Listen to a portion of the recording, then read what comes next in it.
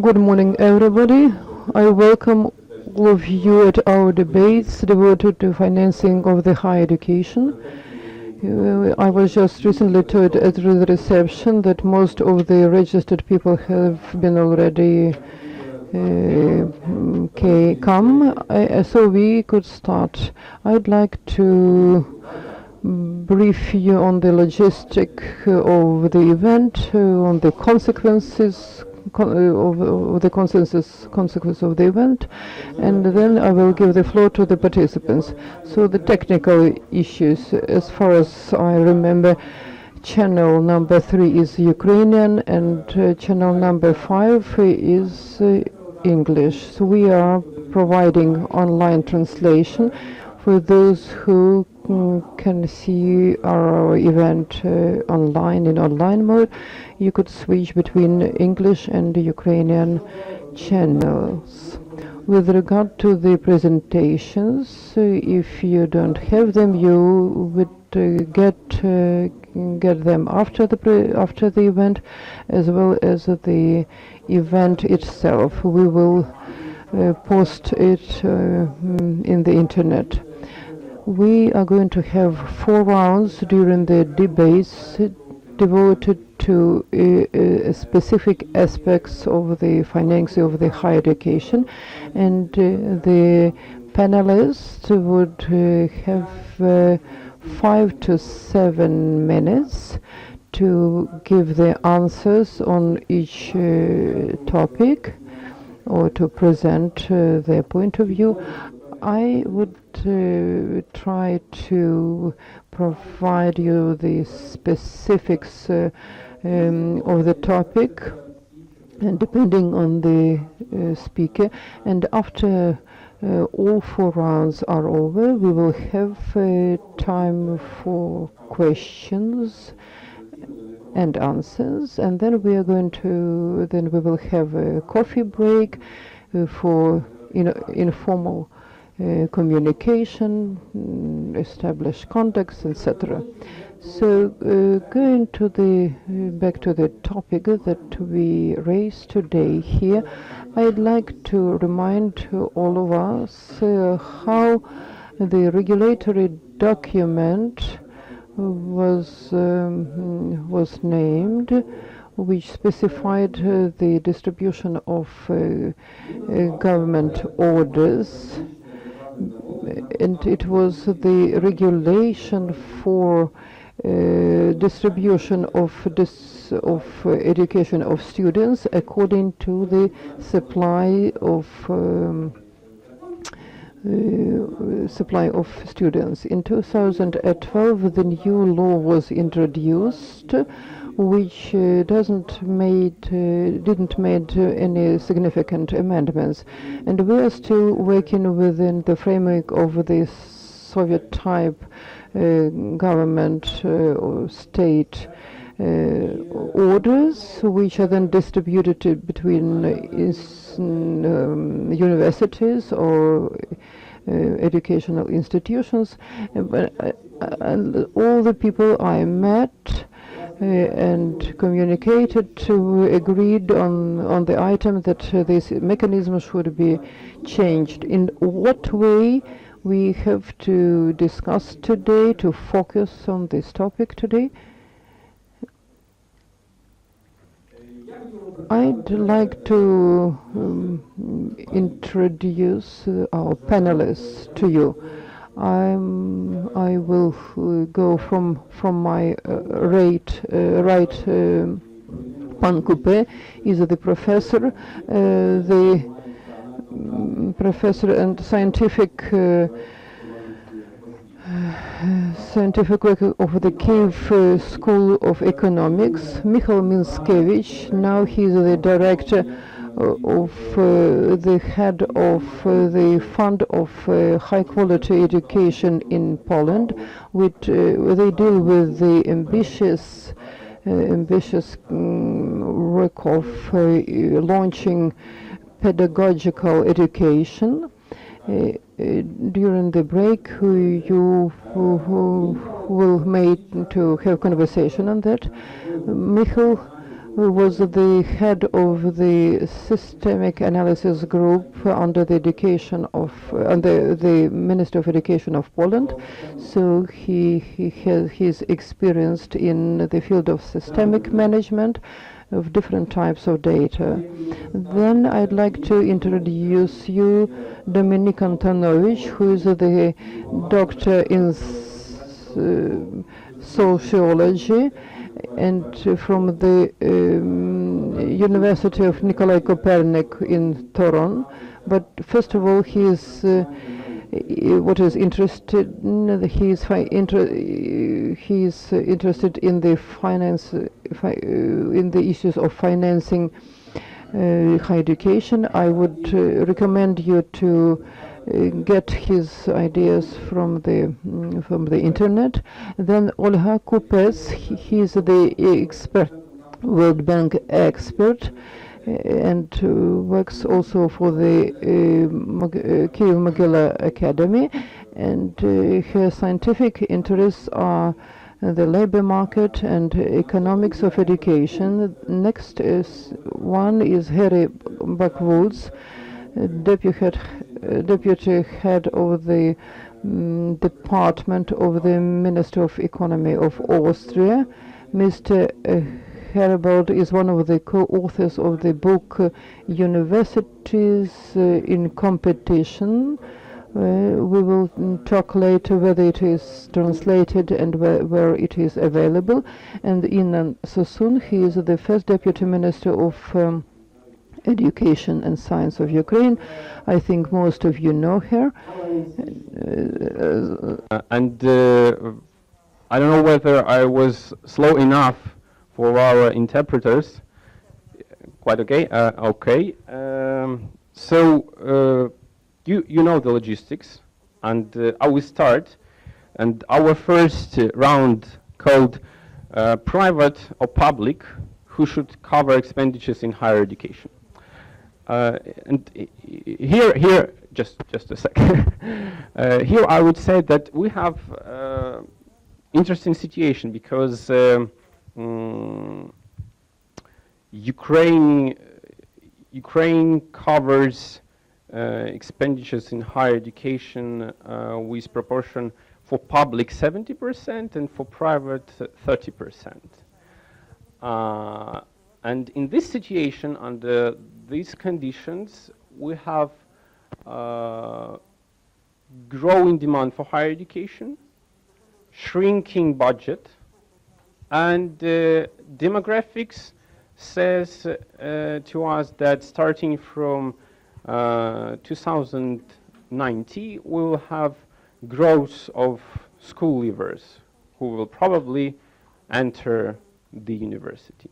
So in such conditions, under such conditions, what would be your forecast for this?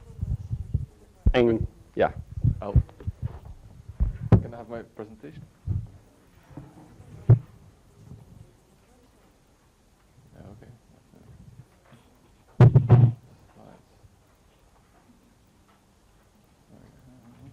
Okay. So the first question is indeed, who should cover the expenditures of higher education? And my answer would be, well, there are both private returns to education and social returns to education. And I have here some estimates for Ukraine. So in terms of private returns, there are studies that show that if you have more education, you're more likely to have a job, less likely to be unemployed.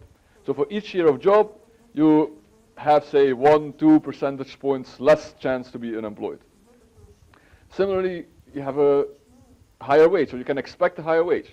For each year of education, you can expect 5 to 6% higher wage. Interesting to know, this is compared to other countries, this is very low. Kind of, if you go worldwide, the average there is for each year of education, you earn 10% more. Ukraine only 5%. There are also studies that show that people with more education, they're less likely to be unhealthy. So one study showed that for each year of education, you have 1.7 percentage points less likely to say you have a serious illness. So there's lots of private incentives for students to invest in their own education. There are also some social reasons to invest in education. Basically, people other than the person investing in education will also benefit from that investment.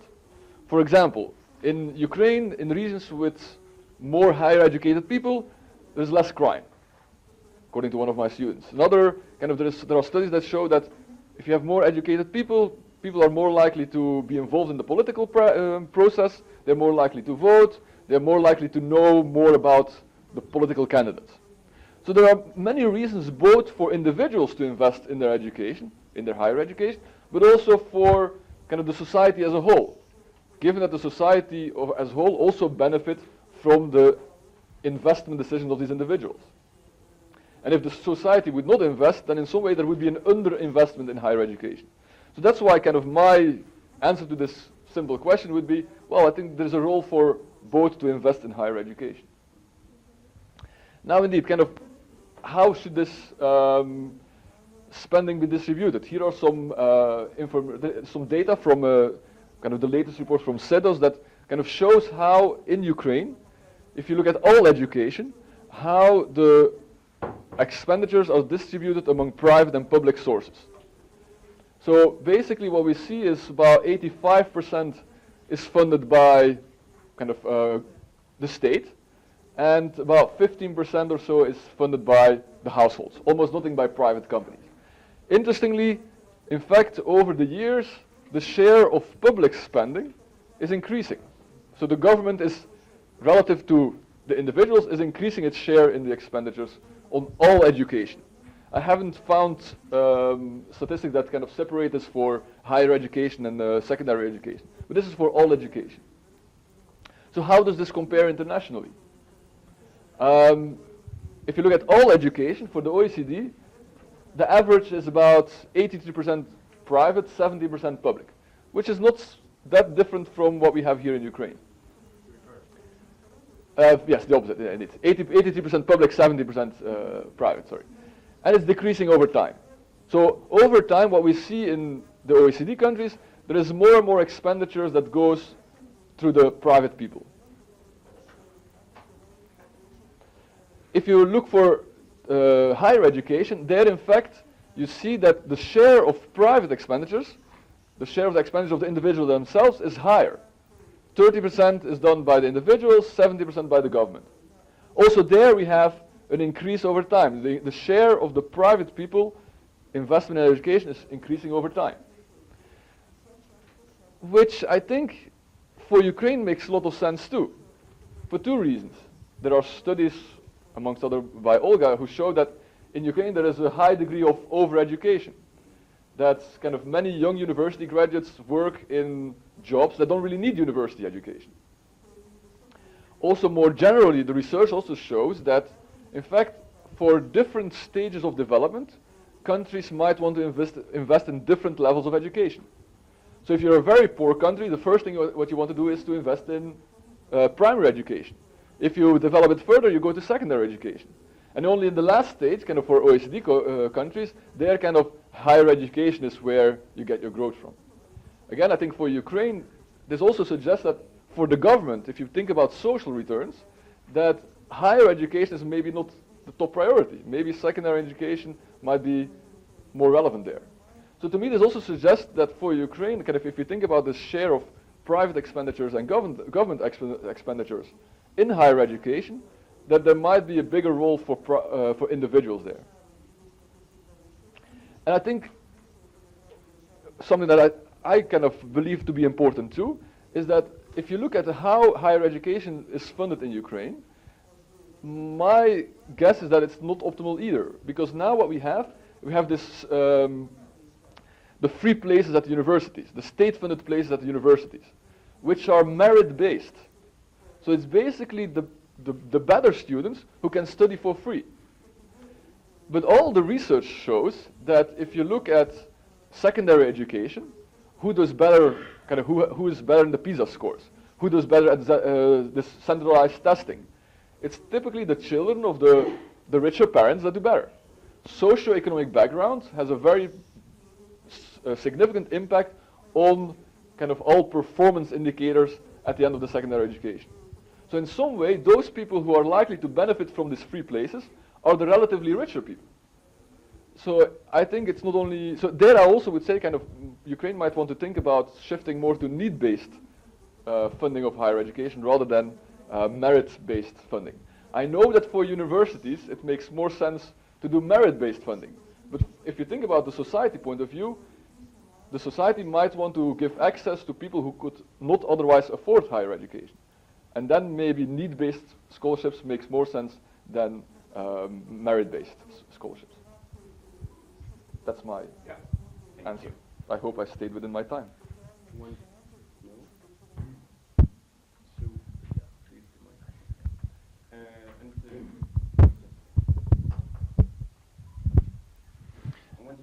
Before you start, and it's both to you and Dominic, I would say that the network of higher education institutions in Poland is pretty similar to Ukrainian, and we have many similarities in demography. We have maybe many similarities at some starting point, maybe in the past. So I will ask the audience to pay the attention that to the transformation path in Poland. So please, the floor is yours. Дякую. Спочатку я хочу сказати, що мені дуже приємно тут. I would like to say first of all that I am very pleased to be in Ukraine. I feel very well in here, and it impresses me very much because I see a lot of courageous people here who are studying, who are trying to reform the country in this very difficult situation and the conditions, and such people like Madam Minister and public organizations who support these reforms and provide analytics for this. And thank you for your invitation. And I will continue in English.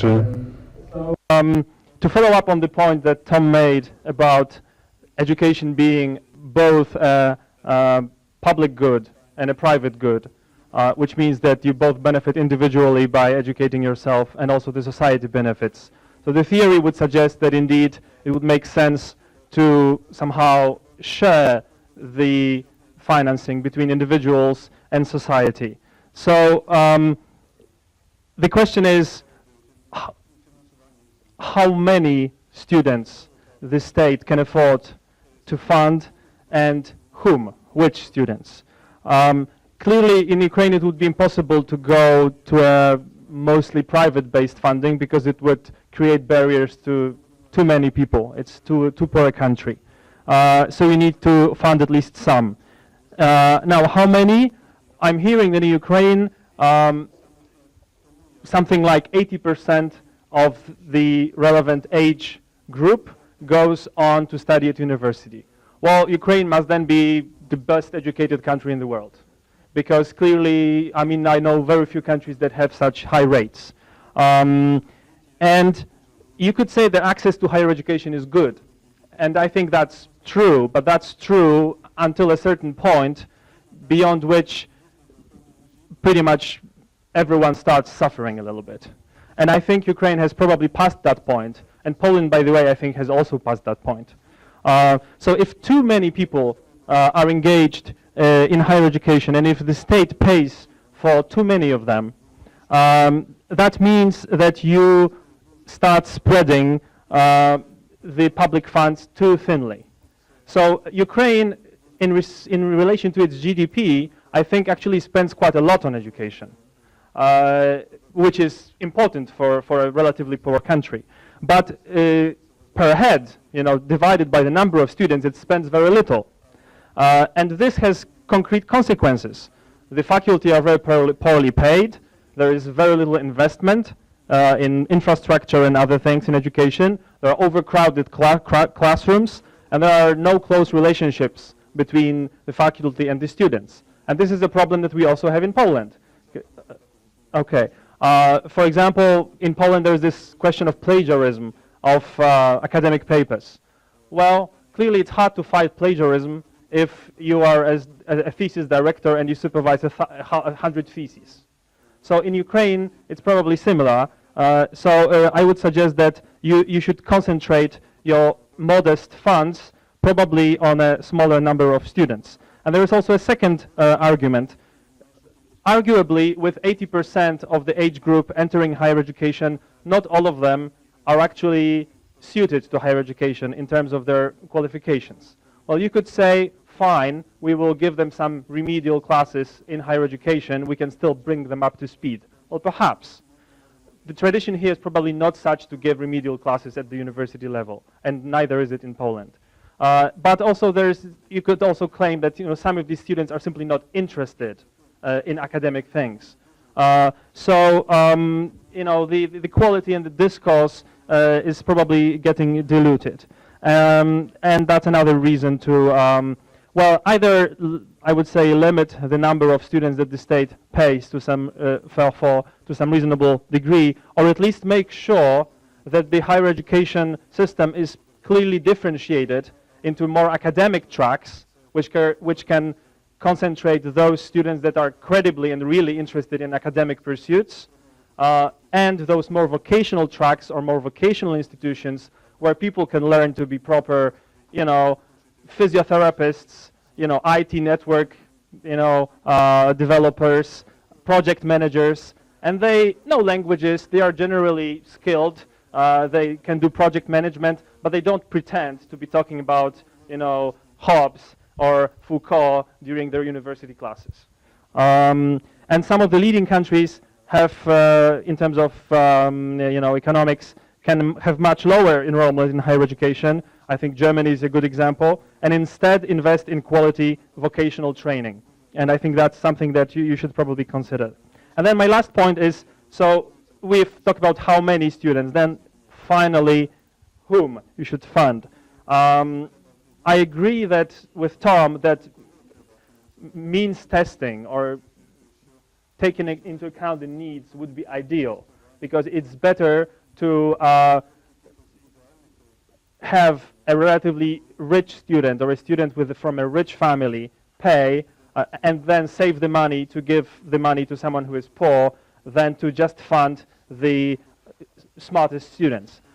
In practice, though, I fear that in Ukraine this might be difficult, because you would need to back this up with a very credible and sophisticated system of comparing, people's income based on tax returns and so on. Given the size of the gray economy and also all kinds of potential for fraud, I think that it's more likely that in Ukraine you probably have to stick to the system we have in Poland also, which is that students with the relatively higher grades get funding, and those with lower grades, after a certain threshold, have to pay for themselves. And this is somewhat unfortunate, but I'm here of the opinion that probably at this level unavoidable.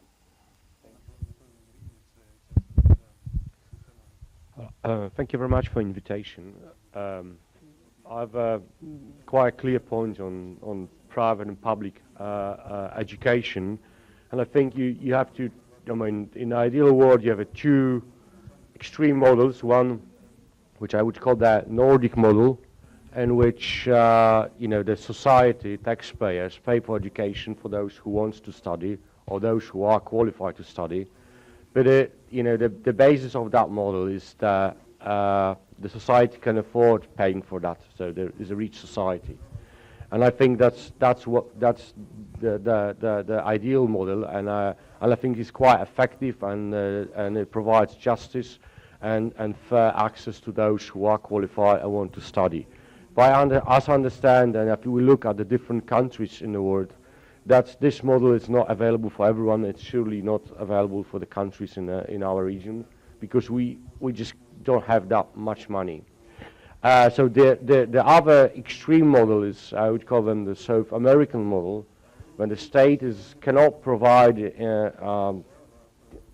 is unable to provide, the society is too poor to provide high quality education to those who want to study, who have qualified to study. So it leaves to the individuals to pay for it, and it's just market simply.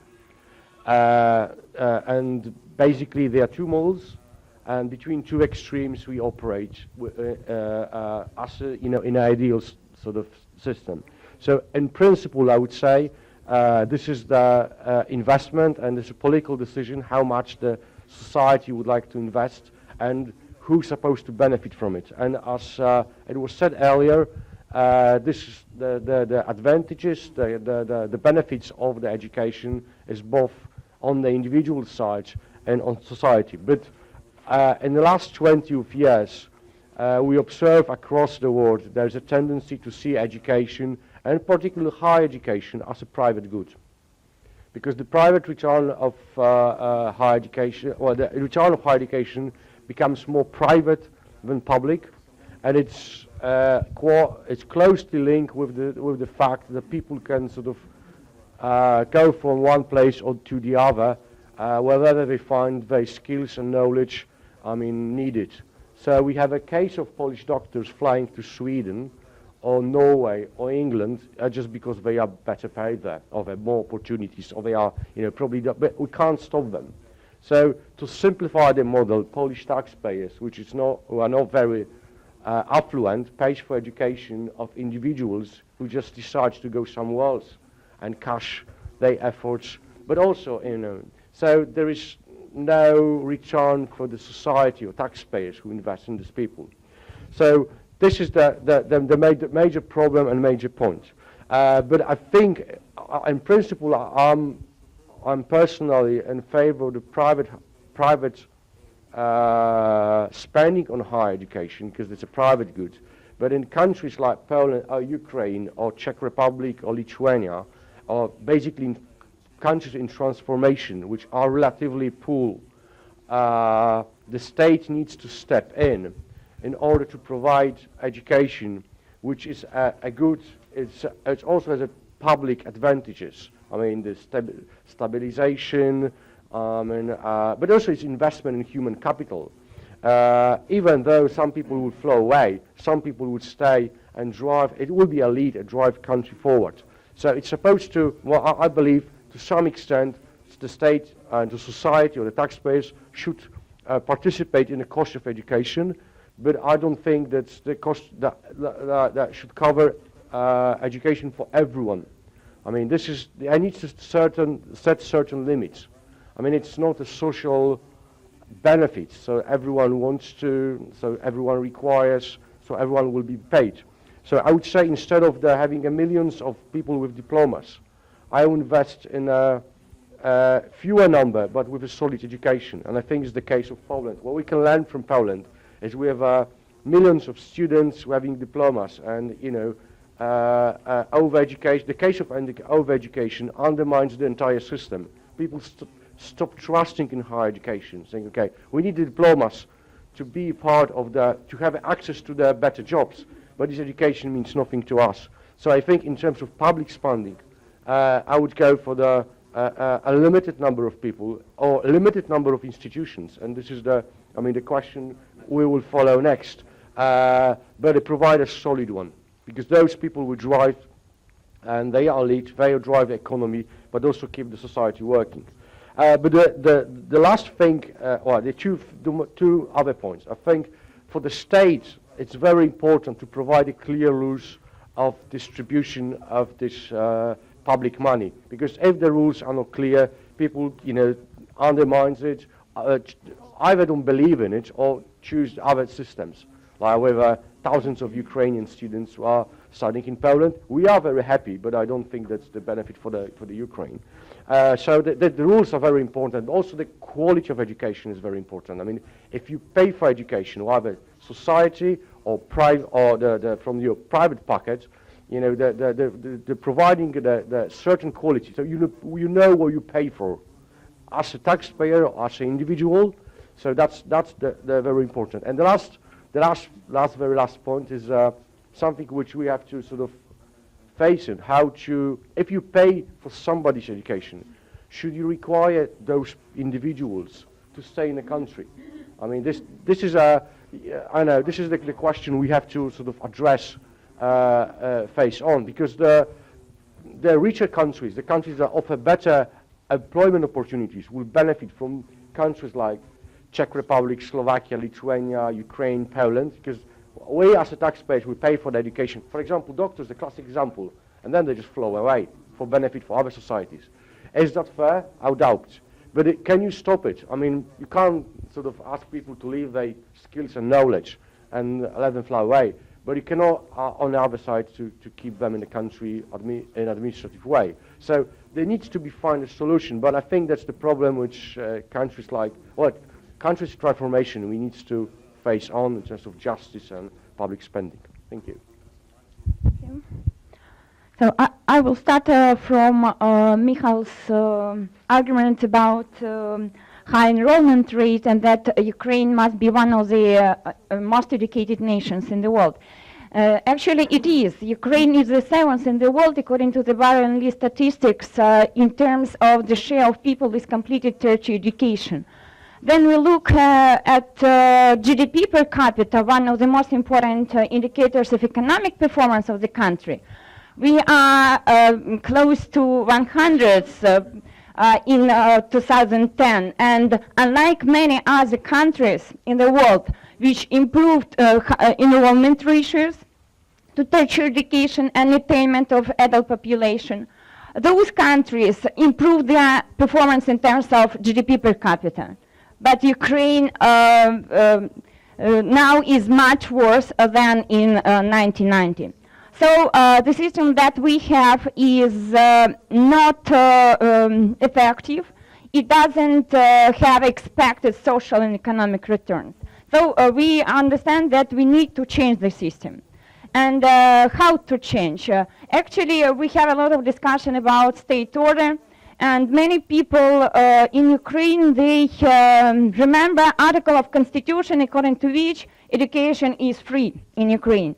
But in fact, education is not free. Tertiary education is not free. We have dual track system, so-called system that is used not only in Ukraine, but also in Latvia, in Hungary, and many other post-Soviet countries.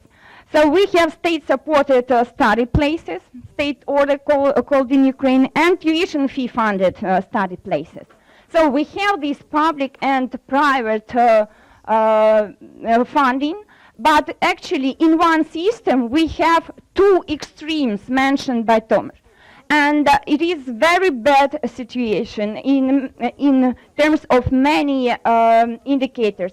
And when we discuss how to change the mechanism, we actually need to start from the vision of the education and what are the objectives of education, what are the main goals.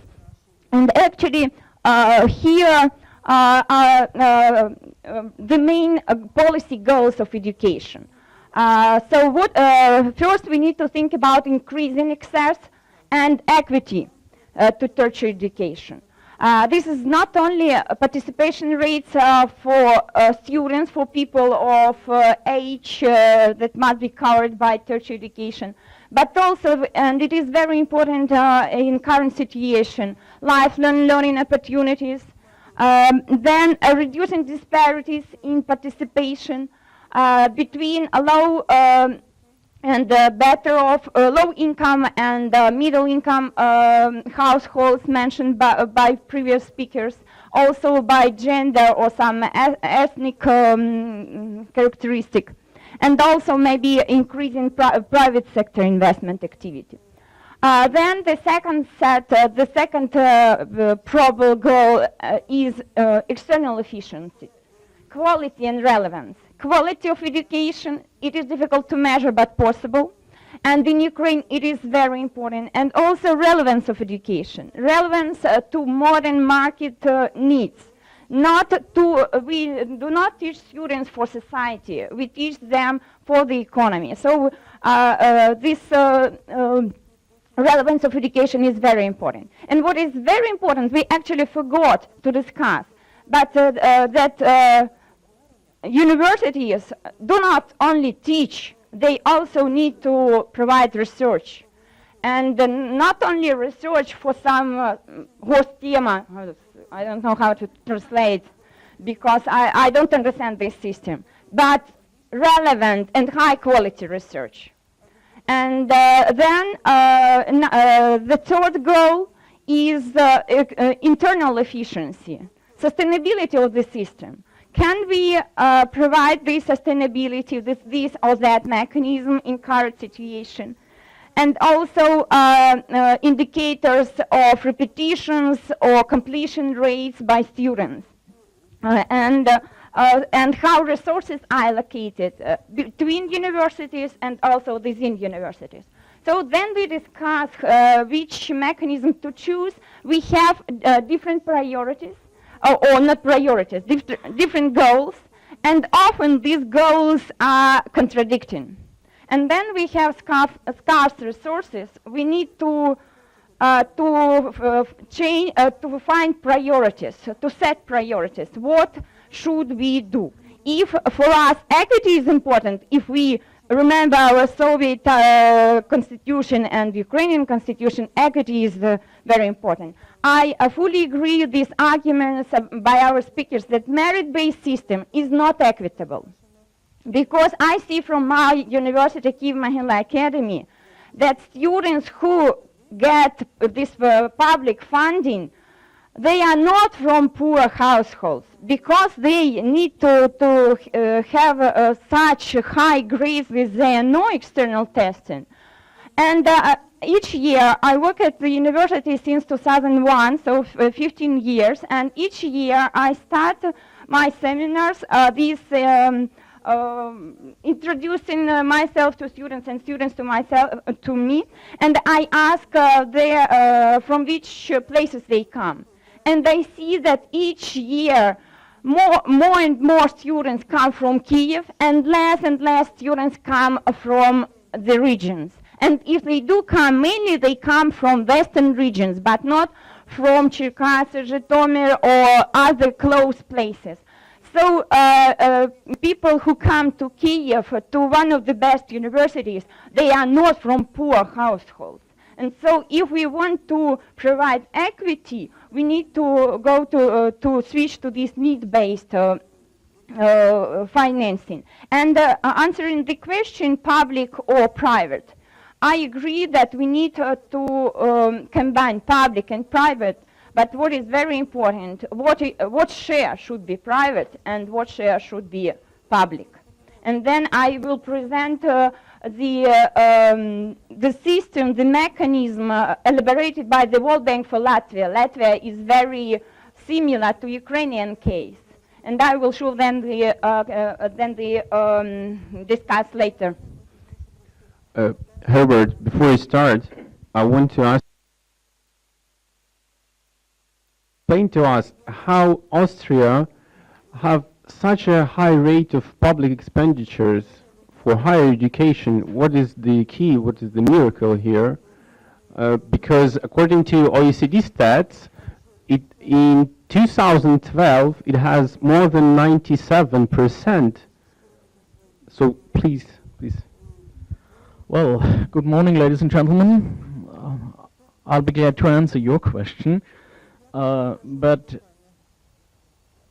first of all, let me thank for the invitation. I'm actually glad to be here, and it's a great honor for me to be with you here this morning. A few preliminary remarks about my role and how I see my role in this debate. I will try to sort of add an Austrian perspective to your debate. I will try to give some examples how we deal with certain problems.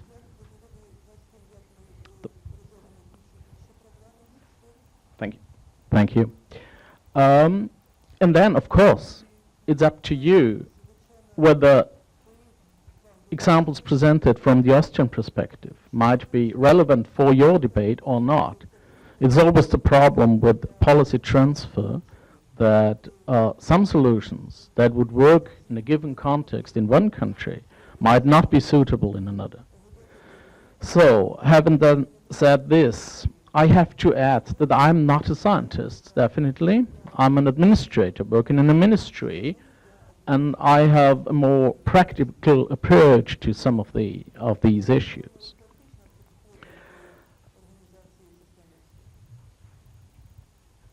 I do not want to bore you with facts and figures on Austrian higher education, actually, but I just want to say that if I'm talking about higher education in Austria, I'm actually talking about 4 different subsystems, which are very different in governance, in ownership, and in funding.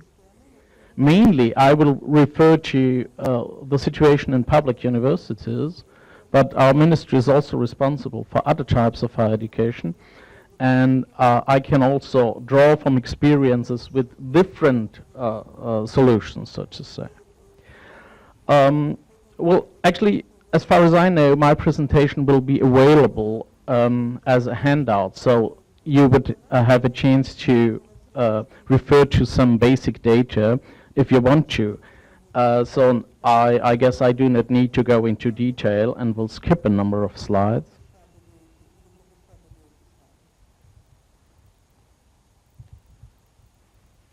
Yeah.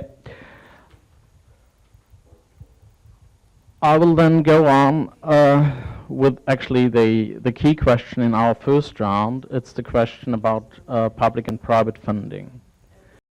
Well, it has been mentioned that the private contribution to higher education in Austria is very low. I've given here some OECD data. You can see that's at least 95, you mentioned 97% is public funding. Well, the quota of public or private funding, in fact, primarily, and this has been mentioned before, is a political question. It's related to the tax system, to your economic system. I would say that I cannot actually see a correlation between the quality of higher education or the higher education system and the system you have as a state.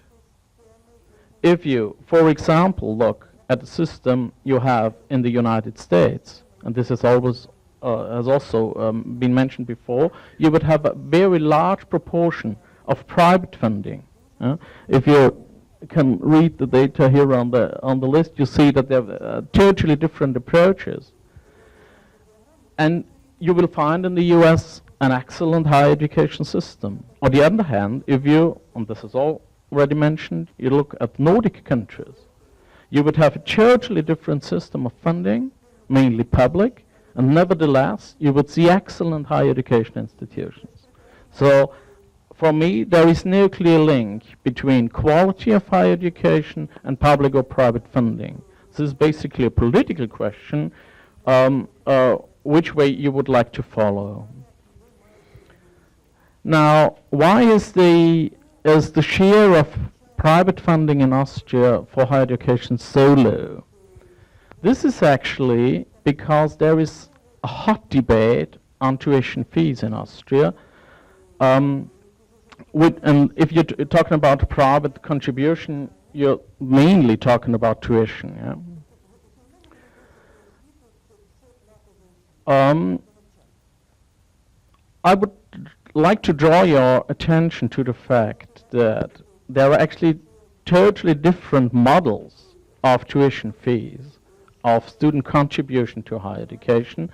And it is not only the question whether you want to increase the contribution of students, but also in what way you would like to increase the contribution. As you can see on the slide,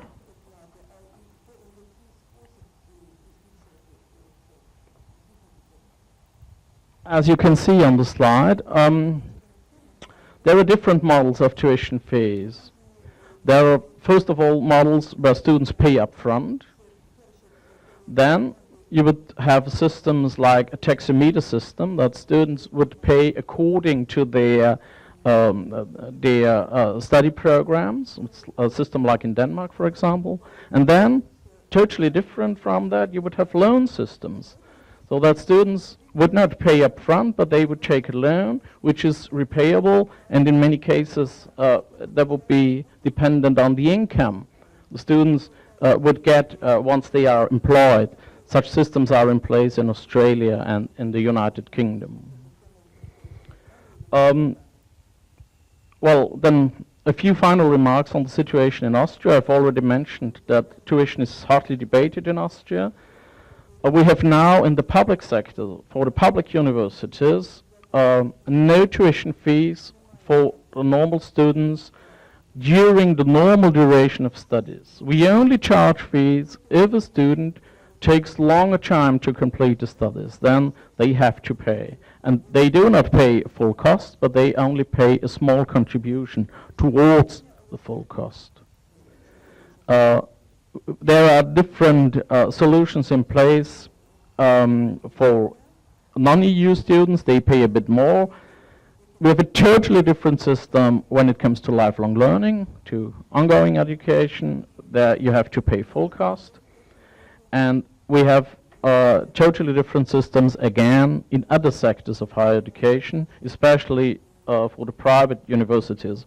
Depending on the ownership of these institutions, here the tuition fee might be very high.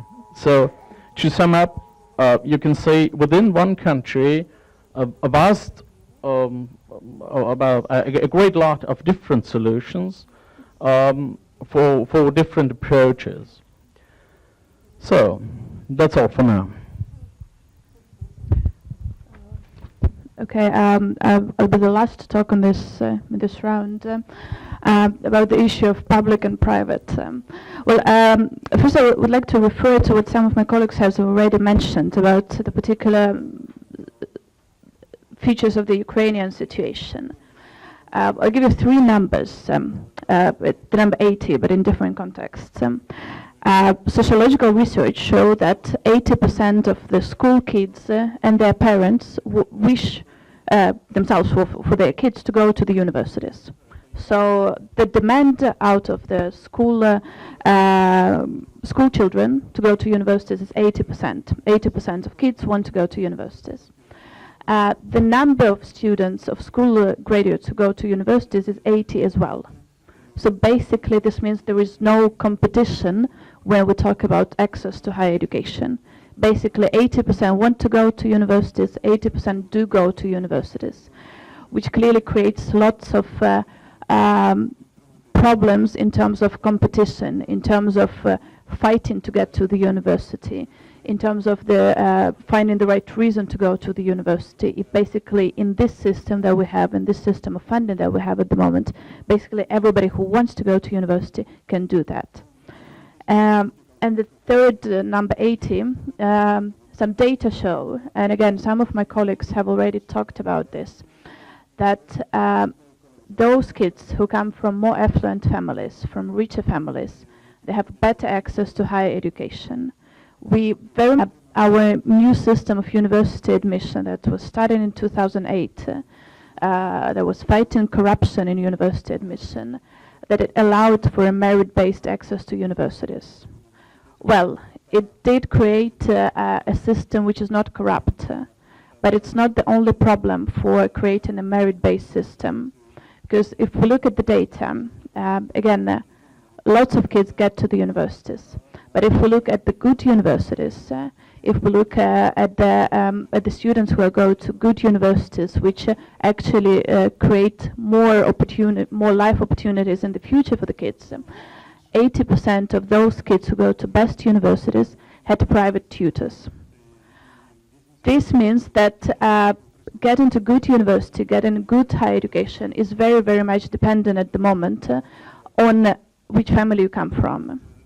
And I think this is something that should be discussed in depth when we talk about how do we reform the system of funding for higher education. Because we need to understand, we need to admit that we do have a problem with access to education, and only changing the university admission system, which has been a very big debate in Ukraine for the past 10, 15 years, is not gonna fix all the problems.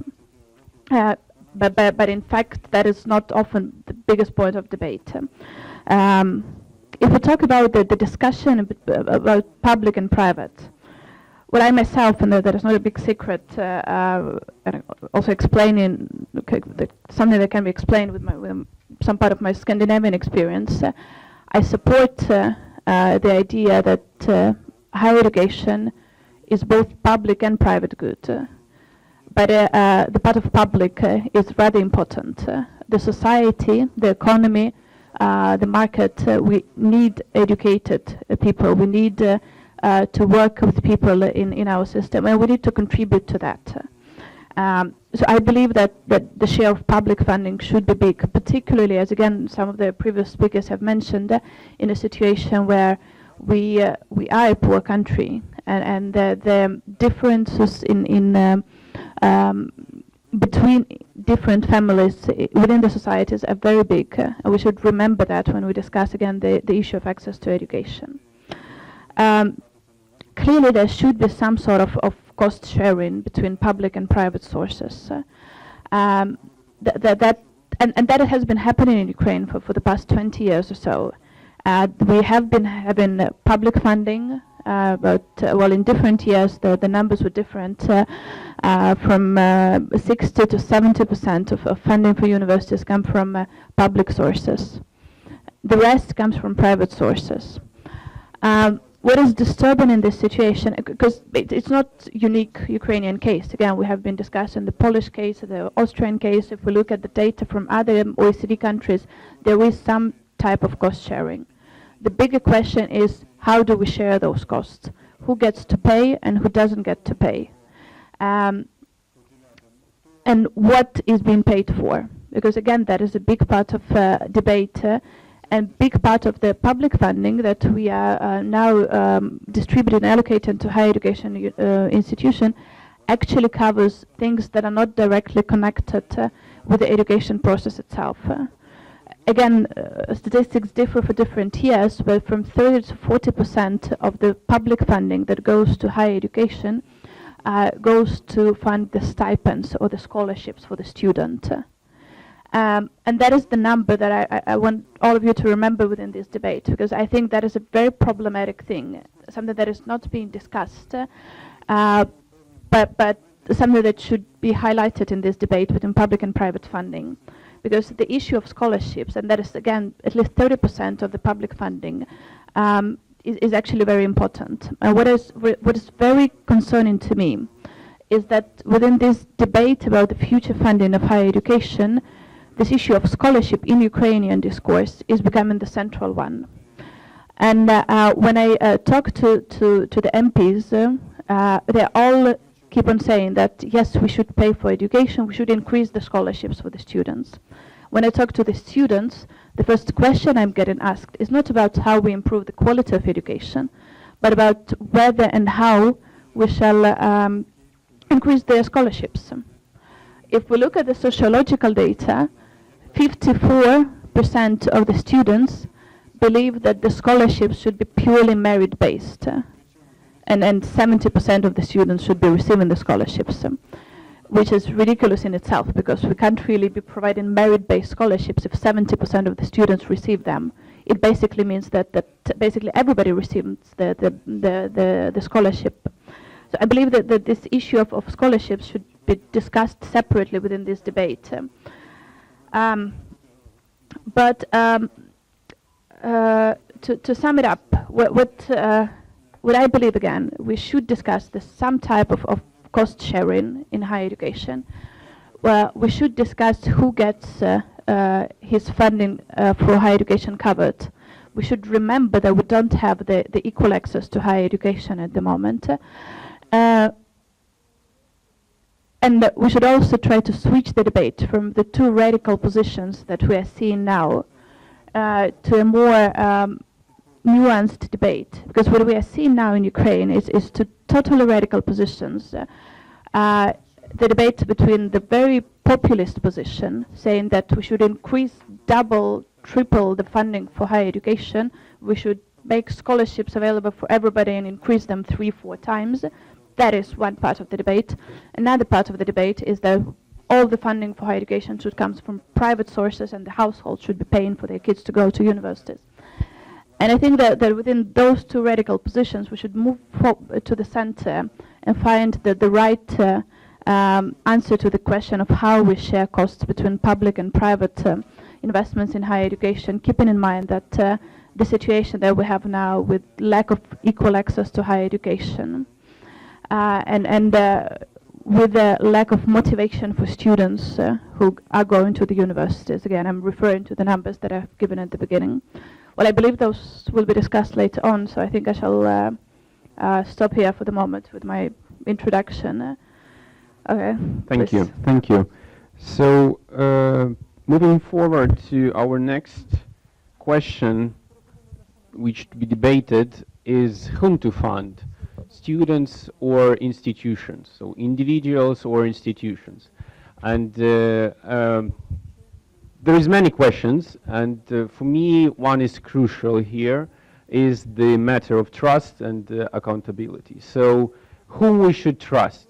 To individual who will choose the institution, who will choose the program, or to institution which will choose how to study, how to teach, how to do science, whom to teach, and so on.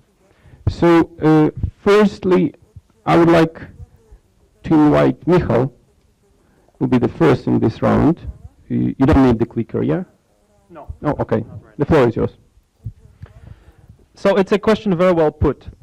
Do we give money to institutions or do we let the students decide what is worth studying and what they want to study?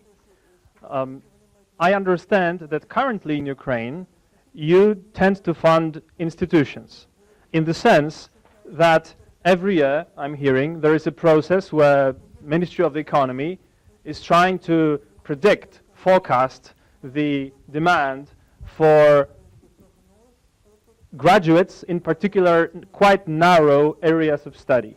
So it seems to me like an old Soviet system where the state tries to plan for everything and give precise targets for everything that needs to be met.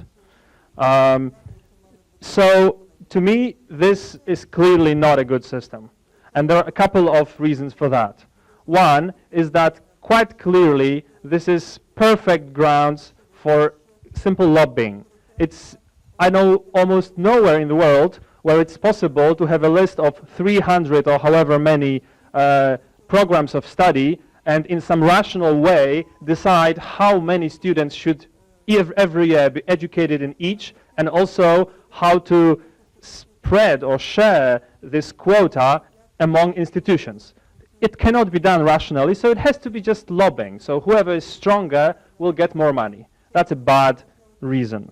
Secondly, even if there was no lobbying and everyone was perfectly honest, you cannot really foresee the demand for education in particular areas so closely. Today's economy is too complicated and changes too quickly. And in Ukraine, this is particularly the case. Even if you could foresee that, let's say, you will need 50,000, God knows whom, IT specialists of some narrow specialty in the next 5 years, well, 10 years from now, this profession will not exist anymore. So the students may have been poorly served by studying in a very narrow specialty. And lastly, this whole idea of being able to forecast the demand and allocate places on this basis is based on a false assumption, which is that there should be a one-to-one correspondence between what you study and where you will work later. I know this discourse very well because in Poland, it is almost a fetish. It's a question, are the graduates employed within their profession or outside of their profession? And supposedly, if you're employed within your profession, that's good, and if you're employed outside of your profession, that's bad. Well, I'm sorry to say, but Yehor, I'm I suppose, is employed outside of his profession. Because he studied history and now he has a think tank which is not doing history. Is that bad? No, it's good. So people should follow what they are qualified to do and what they're interested in doing. And most of the jobs in today's economy are like this. You can study whatever and be qualified to do a number of jobs as long as the program, gives you general horizontal skills of, being able to read and write and express yourself and analyze data and be creative and, manage your work well and so on.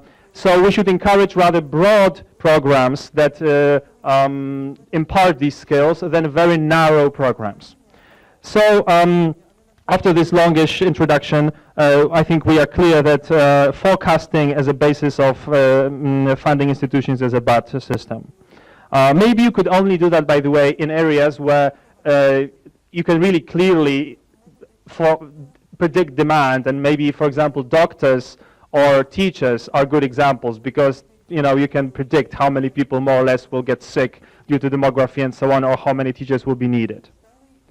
So if you want to predict or foresee, maybe you could do that only in very large, broad areas. Let's say humanities versus social sciences versus mathematics and natural sciences and so on. In such broad blocks, maybe you could and actually should forecast and divide the money accordingly. But below that level, I think it's probably the best to let students decide what they want to study. Maybe the only role for the state should be to provide information, quality information about, for example, labor outcomes. Let's say the average pay in this or that area is this and this, unemployment rate in this and that area is this and this. Currently, of course, this means nothing about 10 years from now, but still it gives students some reasons to at least think about what they want to study rather than just follow, current fashion. So if you let students decide, you enter a different area of solutions. You enter a formula funding solution, for example. So Poland has such a formula.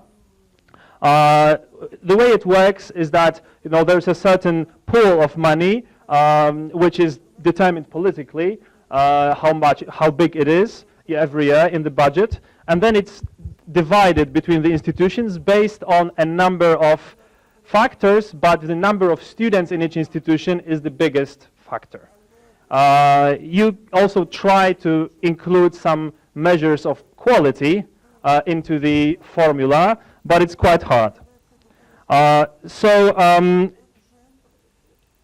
think if you had decided, for example, to have such a formula, that would be probably an improvement on the current situation.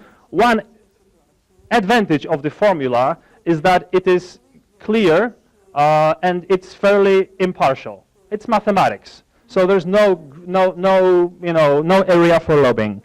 However, you have to know that there are also disadvantages. It's a fairly passive system. So the students decide everything where they go, and the various policies of the universities, how effective they are in attracting students, which sometimes has little to do with quality, determines the outcome. The state behaves passively in this sense. Also, if you don't include some, let's say, gatekeepers in the system, some stops or caps, then it can create weird results. For example, right now in Poland, we have a demographic decline, and yet, so the amount of money available is the same every year, but institutions actually try to take more and more students every year, even though the number of qualified students is less and less every year. And this is because the formula creates such an incentive. Because it's a game theory. If you don't take these students, someone else will take these students, and they will be counted towards his formula result and not yours. So this is a perverse result of the formula system you have to think about. So perhaps one way to avoid it is, as we described previously, is to say that, for example, the state only includes in the formula students with a certain minimum result on the school leaving examination, the ZNO or whatever. So that the number or the pool of students for which the universities can compete is finished, is finite. Because right now in Poland it's basically infinite. So, and my last point is, and I would love to maybe develop on it further, but I think I'm already over time, is that, and it's a really important point though, is that you can come up with the smartest system, with the best formula, with the best incentives for people to follow. But this will not work if there are no institutions and no good people who are willing to respond to these incentives the way you want. You can, if, for example, introduce the incentive, and it is introduced in Poland sometimes, so that international cooperation should be encouraged. Yes, and it sounds like a good idea. More international cooperation is good. But if you have people who have no correct ethos, and for whom this is not natural to cooperate, they will find some silly way to respond to this incentive, which, however, has little to do with quality. After we introduced, the criterion of internationalization in certain funding schemes, this is the golden age of Polish-Slovak cooperation. Suddenly Slovaks are coming to Poland, Poles are going to Slovakia. There's a lot of international cooperation. It has little to do with quality, though. So, apart from thinking about a good formula and a good overall system, you have to think about, having pockets of excellence, like excellent institutions, maybe excellent programs, that will, in a way, set a standard for others to follow. That will show that excellence is possible. And I'm sure that you have some good programs in Ukraine, some good institutions as well. So what you need to do, I think, is first of all protect them. And if you make sure that when you create an overall system, it doesn't punish them. Because often, a system that is good for everyone is actually not good for the best institutions. It blocks some of the worst excesses, but at the same time it can often hurt excellence. So you should somehow try to protect the excellent and the unconventional from overly strict regulation. And maybe even you should think about encouraging new entrants into the system. New institutions, maybe, those that are able to have in their ranks, the best professors, those who are the cleanest, maybe some from the from the Ukrainian diaspora, who have been in high quality academic cultures and so on. Think about that. Think about those pockets of excellence that can respond to your incentives properly and can set a standard for others. I have a few sharp points, and I think I take less time than I needed. The first, I believe that money should follow quality education rather than education per se, which means basically that not every education, not every higher education costs the same. And I think that's one of the biggest issues. The education in a top elite institution must cost more than in an institution which provides diplomas for free. And I'm referring to the Polish example because this situation has been well worked out in Poland, and we struggle with it, and we have a vast experience, unfortunately most of them quite painful. So in principle I believe this, obviously, as Michał said, money should follow students, but only for the education which is really worth paying. And the role of the state is provide students, or even not students, but their parents, because they are going to choose, they are going to pay for it, for the in different forms. They provide them information about the quality of education provided in these institutions, because if there is no quality, if there is no quality agency that can set the standards and then guarantee that in certain institutions the standards are met, I mean, that the money will be spent on vain. I mean, for diplomas, for maintaining the system which does not produce any education, but only the people with diplomas.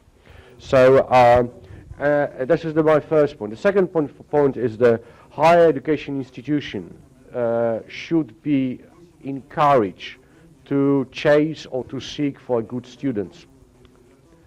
Not for any students, because if money follows the students, then in a demographic low or a demographic tsunami which we experience in Poland, you know, higher education institutions try to get any students. We call them the pulse system. As long as you have a pulse, and you can sort of be enrolled. If you don't want to, you don't need it. You know, the institution asks students to join.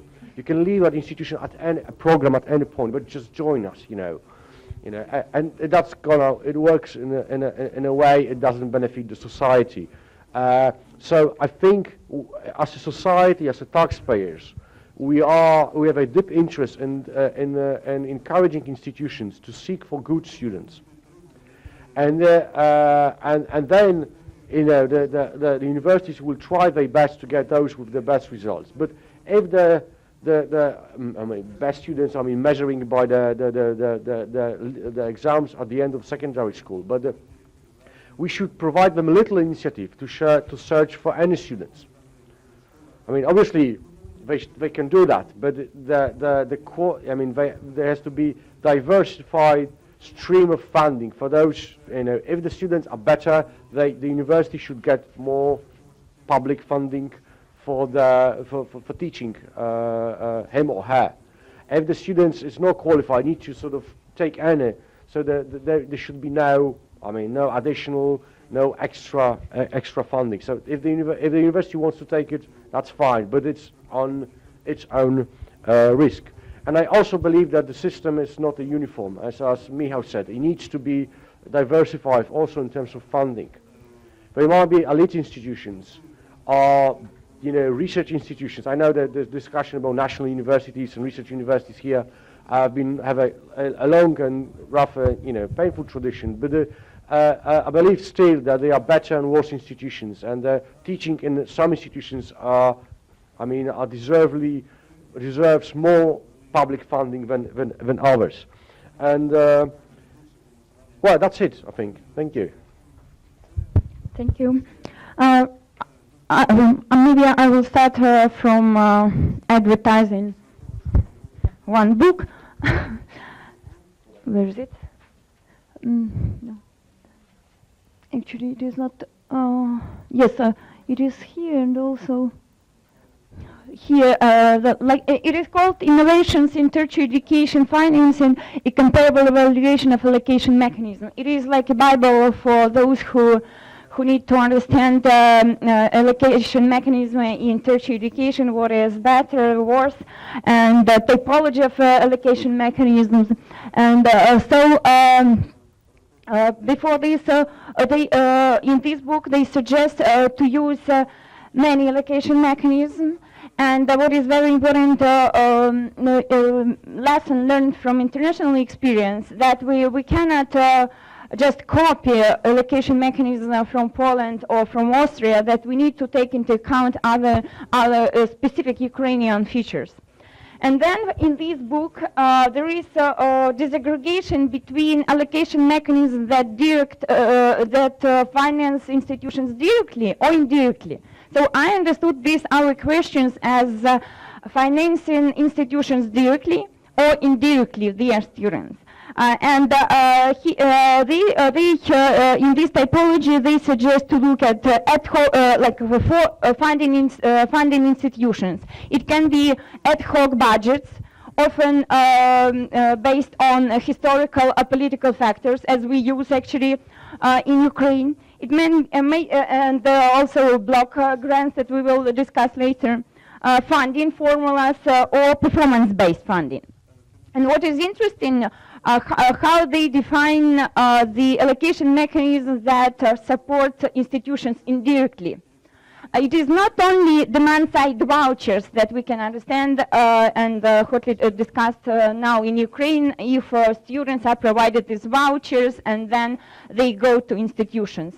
But it is also government grants and scholarships, tax benefits for some for students and their families, student loan models, and then some mix of grants and loans, that is, loans that can become grants for certain categories of people. If we look on this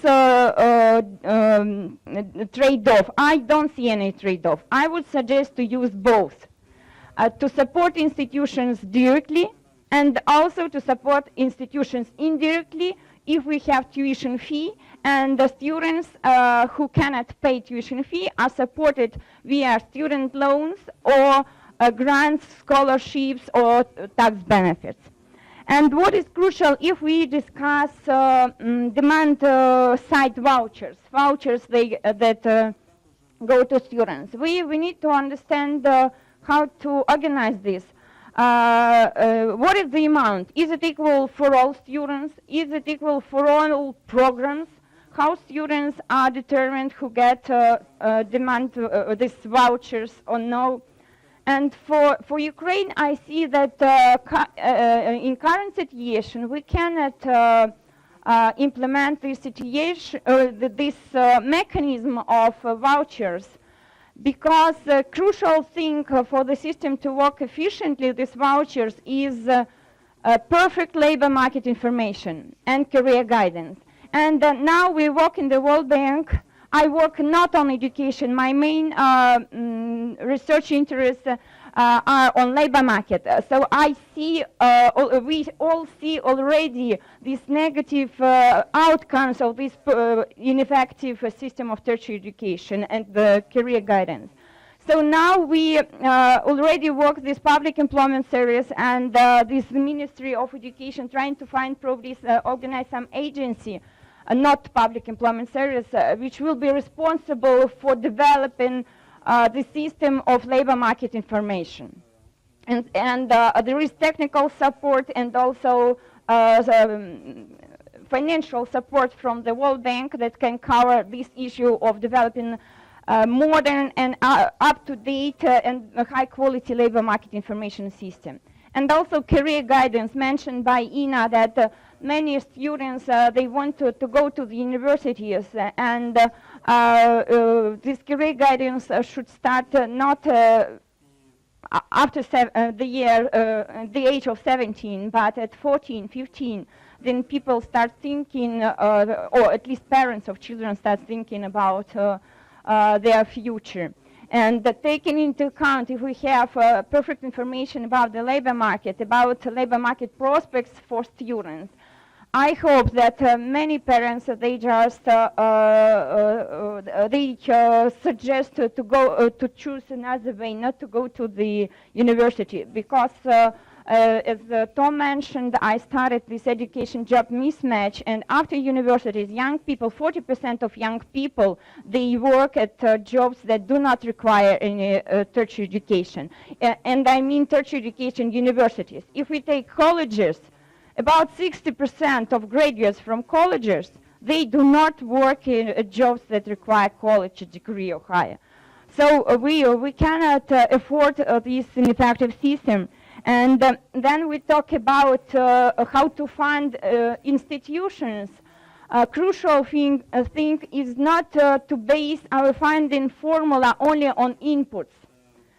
We need to move to output-based funding formulas. And if we talk about inputs, probably costs and here normative costs or per student are much better than just staff and students. And I see from the system from our university, if we allow funding based on number of staff, we will get even worse system than currently. Because we see, mentioned by Yegor and the other speakers, we see this demographic change, a huge decrease in the number of school children. Now we see this decline in the number of students, but the number of professors, staff, it is not decreasing, and sometimes it is even increasing. It is impossible. So if we define a number of staff as one of the input for the formula, we will have even more people in universities. So we need to avoid this emphasis only on input-based. More emphasis should be on output-based, but at the level of universities. And also, then we discuss institutions or students. We again mainly think about universities as those institutions that provide teaching. But universities also provide research. And if we allow students to choose, they will choose, most likely they will choose institutions according to teaching performance, but not research. Of course, they are very related. And in Ukraine, we need to develop these research components. So we need to develop this funding mechanism, taking into account that professors need not only to teach, but they need to have time and money, and also, how it is called, material basis, laboratories, or at least funding for going to conferences, to buying books and so on. And this is very important. That is completely missing in the current system. We just have funding for electricity and for miserable wage and nothing. And plus stipends, yes, nothing. Yes, and I mentioned all main points that I was thinking.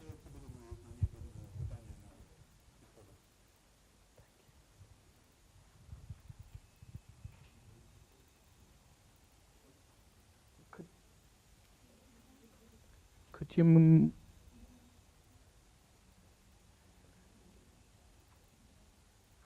here we go. Well, whom to fund, students or institutions? Very good question indeed. On this slide, I actually put down 3 basic solutions that actually come to my mind. First solution, that's the one we at the moment have in place in public universities in Austria, would be that the funding is mainly institutional funding via public expenditure. The opposite model would be that actually institutions are mostly funded directly by the students. They can be via high tuition fees, or you can have high tuition but support schemes of the state, or you can combine that with a loan system, and even the solution of vouchers has already been mentioned. So in that second solution, B, you would actually have a direct funding of the institution by the students. And there is sort of a third way to deal with it. It's the money follows student approach.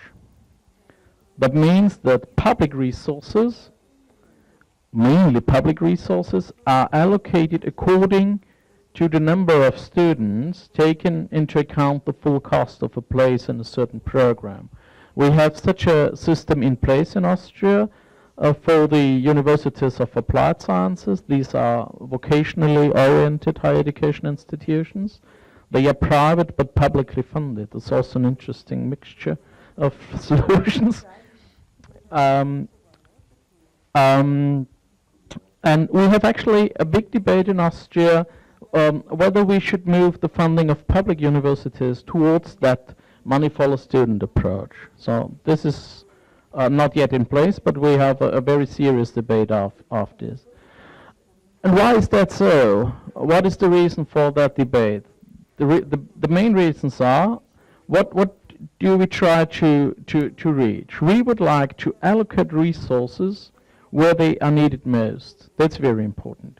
Then we have the idea that maybe a competition for students might foster the quality of education.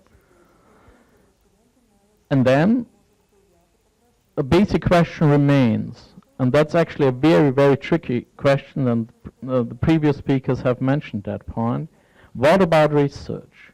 If you have a funding system which is mainly based on the student intake, you need to find a suitable solution for research, because otherwise you're running into a big problem. So,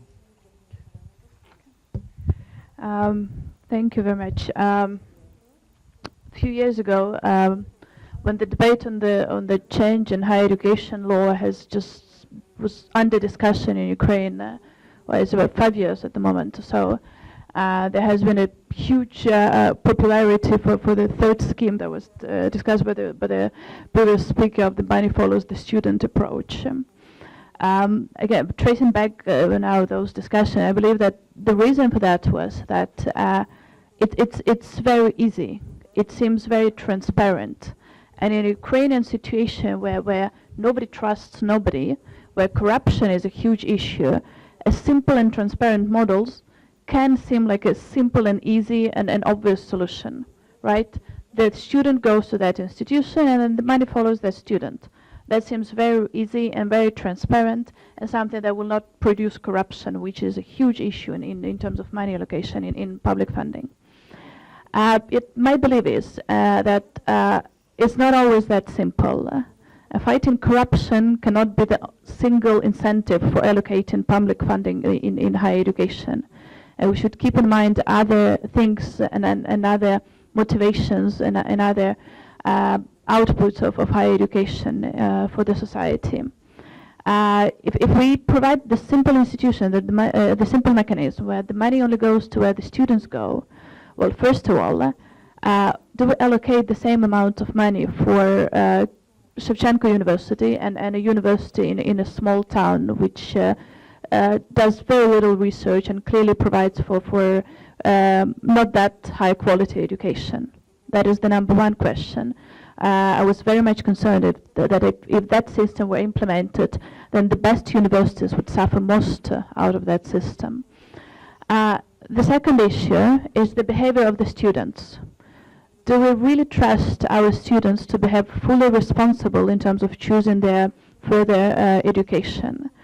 What we see from the moment at the moment is that our students, or rather applicants to the universities, or school graduates, are very much driven by popularity of a certain university, by the popularity of a certain field of study, but not so much based on the information about the quality of education in that specific university, about the research in that specific university, not to mention any information about their future employability after graduating from this or that university. And I shall refer back to what many of the previous speakers have said, is that in order to trust, to build a system that will be based more on trusting the students to choose where to allocate the funding, we should make sure at first that the students take responsible decisions that will be based on information about their further employability after the graduation of from those universities. And at the moment, we have very little information about that. We have very little understanding as to what are your prospects after graduating from this or that university. And what is even worse is that is something that is very rarely being discussed between school graduates and their parents when they're choosing where to go to the university. We have very little understanding on behalf of the university applicants as to why they apply to this or that program and whom they want to be in 4-6 years after they graduate. Last year I had this very interesting case during the university admission campaign when one of the applicants has asked to be transferred from one program to another because he was admitted to one program, but he was in a way applicable, he could have been admitted to another program. And he asked for a transfer, so he asked for a transfer from a program in performing arts. So one of the programs that he applied for was theatre. He wanted to be an actor, but he asked to be transferred to a program in geology because he also wanted to be a geologist. Is that the right word, geologist? Yeah. Okay. And some other programs that he applied to. There was certainly history in the list, and I don't remember the other programs that he applied to, but there was clearly lots of confusion as to what he applies to and why he applies to this or that program, which clearly shows that school graduates are not very well prepared to take a responsible decision and are often basing their decision about where to go, what to study, on popularity, on where my friend goes, where I like the campus, I don't know, I've heard that this is a good university, or in some cases, and that is the worst case scenario, when they're basing their choice of institution based on how easy it will be to graduate. And that is again a big problem in a situation where there is all students, 80% of the school graduates who want to go to universities, they can go to universities. This means that we are producing this irresponsible decision making in the system. And that is why the decision by the student cannot be a sole basis for allocating funding, public funding in institution in a situation where there is a high demand for poor quality education. And I think that is something we should keep in mind. We clearly should give up a system where the state allocates clearly the number of seats. You get 4 seats, you get 5 seats, you get 12 seats. That is a bad system. That is a very bad system.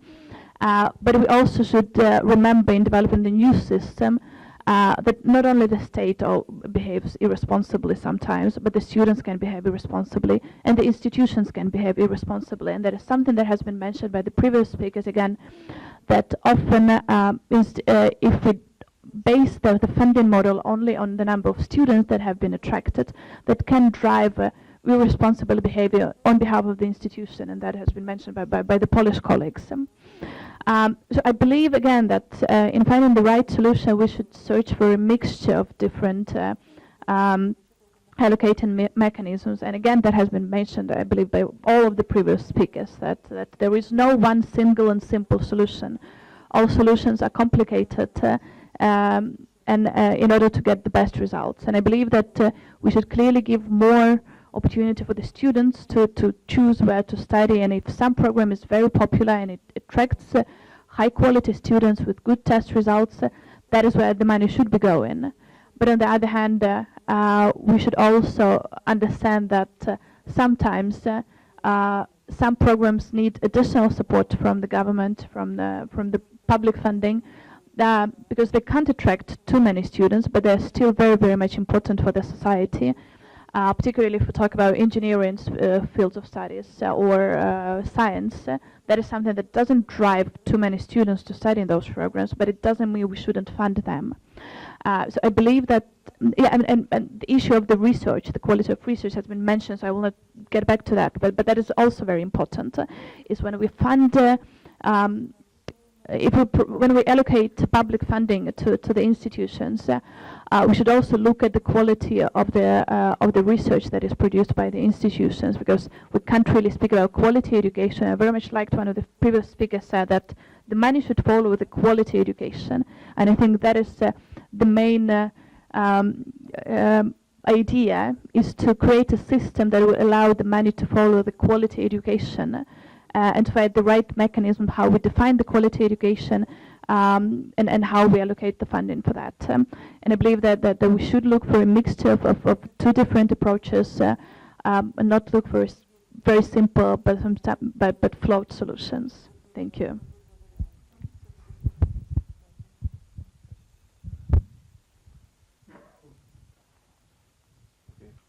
I think as many already have pointed out, it's the issues that we have here is both that kind of there is a mismatch, that kind of people get too much educated, that there is more quantity than quality, and in that sense also would kind of I'm more inclined to fund students, both because I like markets more than bureaucrats, and I also in some way prefer the individuals to make their own mistakes rather than having the bureaucrats making mistakes for them. So then one thing that I think hasn't been mentioned here is that I think by giving more responsibility to the students, you can also make them more aware of the fact that education is not for free. And so by making the money go through the students, they will in some way be forced to think about how to best invest this money. In Belgium now they have changed the system where every student gets a certain budget. It's not in terms of money, but they get a certain amount of credits, and if they study and they fail, they lose that. If they study and they pass the year, they get that credit back. And in some way, so students are forced to think about the fact that their decisions have implications. And so that's why I think kind of having funding going to students indeed has some disadvantages, but at least it is also a way to make students aware of their decisions. Second, I think in the economics literature, there is the idea that if we want to see how firms increase their productivity or countries increase their productivities, it's not just by having firms do better. It's also by having a reallocation. And in fact, some firms leave the market, other firms enter the market. And that's also, I think, another reason why having funding through students might make sense. That it might make it more likely that some universities go out of business. And that we have this reallocation, not just improvement of institutions, but also reallocations across the students, across the institutions. But of course, there is also room for the bureaucrats, because as we saw before, there is a private return to education and there is a social return to education. And the social return to education is important, and that's something where the society has to have a say. And so as long as there is this funding through the society, indeed, there might be some reasons why some disciplines get more money than others, and some institutions get more money than others, and some students get more money than others. Again, with the idea that we want to maximize these social returns. So I think, as we have concluded here before, obviously a mix between student funding and institutional funding will be optimal. More general, if we think about vouchers, go to the extreme. If you look at what is the scientific evidence there is very, very little scientific evidence about do these vouchers actually work. So in the end, I think it's to a large extent an ideological discussion and a discussion based on individual beliefs. I think I'm going to stop there. Thank you. Look, we are a little bit late, and we tend to leave more time to questions from the audience. Just a moment. And I have an idea. Let's merge two last rounds, and because they are pretty similar. So, and let's talk about those indicators and pros and cons of performance-based funding. And Dominic, and you are the specialist for funding science, and maybe it's better for you to concentrate on that question, because we raised the question of funding size twice, and it's important also. Thank you. Sure. Just let me explain my position, because that's probably key answer to most of the questions. I'm a member of the National Board of the Research Evaluation System, which basically means I don't have many friends among academics. But the board, I'm responsible, and I'm particularly responsible myself for social sciences. Is that I don't have any friends on social sciences, but I'm sort of setting the criteria upon which the money is the institutions are evaluated, and they receive grades A, B, and C. Or an A+ if you're excellent. So if you get a C, you don't have no public funding for research. I mean institutional funding. So it's basically the capital punishment for the most research institutions. If you have a B, you have a 0.7, let's say the standard. If you get A, you get a full price, but you have a A+, which is very limited institutions. Which institutions we mean no universities, but the faculties, because they are, in very, very sort of in a certain fields. So, as you say, the position is very difficult. It's a key position, but as I have a privilege to set agenda and ask your questions or the other panels, I would say it depends. I mean, whether it's a performance or it's a block grant, it's always the question what we would like to achieve by setting this. If you want to achieve stability for institutions, so provide them a certain income where they can plan, they can build their budget, they can plan their agenda, block grants are much better. Seriously, because they, as a rector, you can think about in your institution in a 5-year time based on the money that different departments receive from the ministry.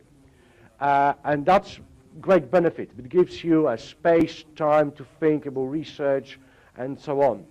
But it also has disadvantages. It doesn't provide you initiative to work harder. I mean, to produce excellent papers, to apply for the third-party funding, to publish in the best journals. And people everywhere, I mean, if they've done initiatives, they don't follow it. So it's always a question what we would like to achieve by it.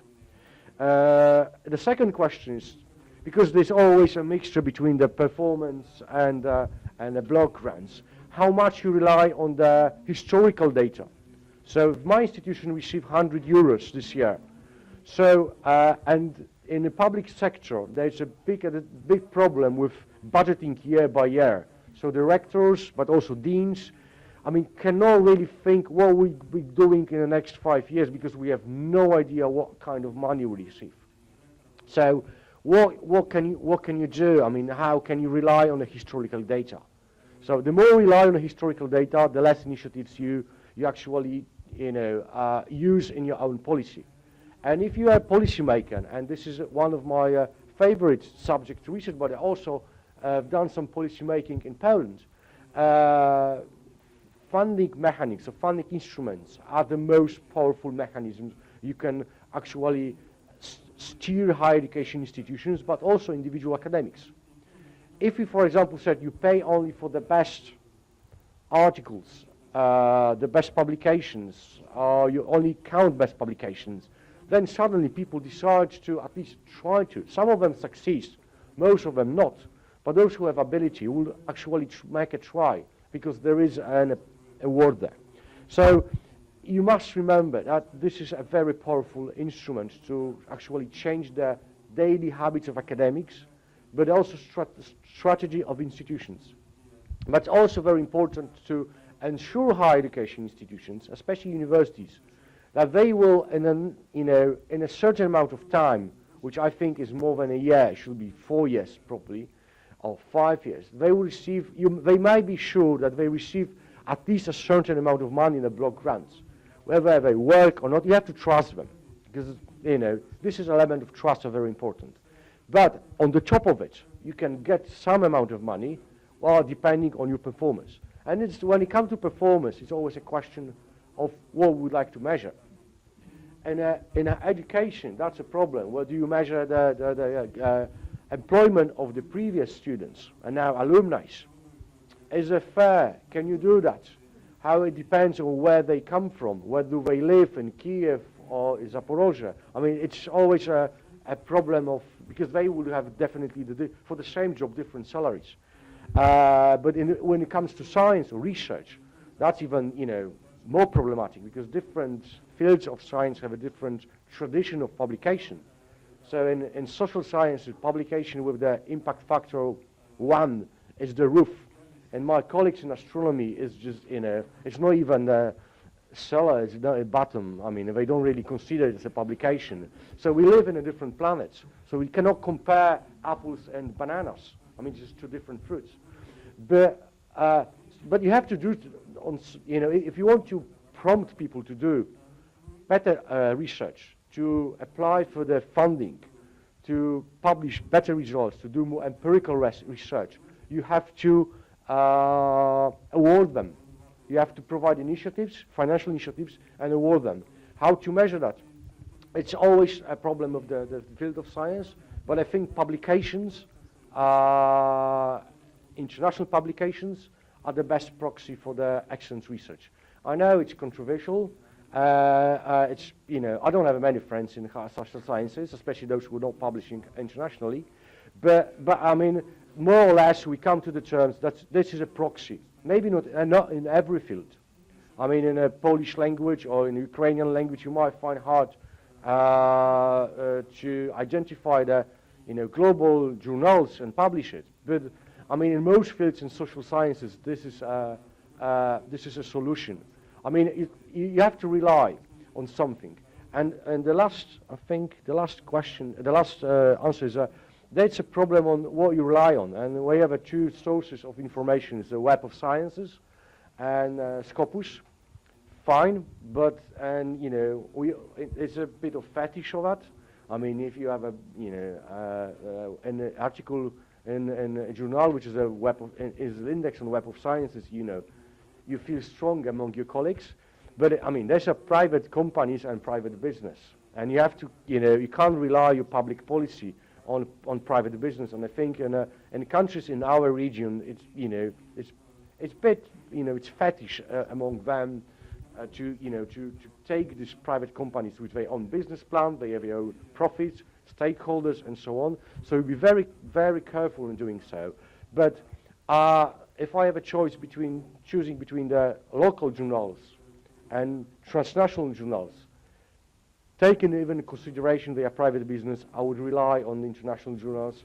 But I think that international recognition in the science is a Matthew effect. I mean, the winner takes it all, and those who are, doing a lot of fun work, even interesting studies for themselves and their colleagues. But society would not benefit for it, and I doubt if the society should pay for it. I mean, if they have a hobby, fine, but it's a public money, public purse, and if the money goes to that person, it wouldn't go to other. Thank you. There's present. Oh, sorry. Yeah. So I started from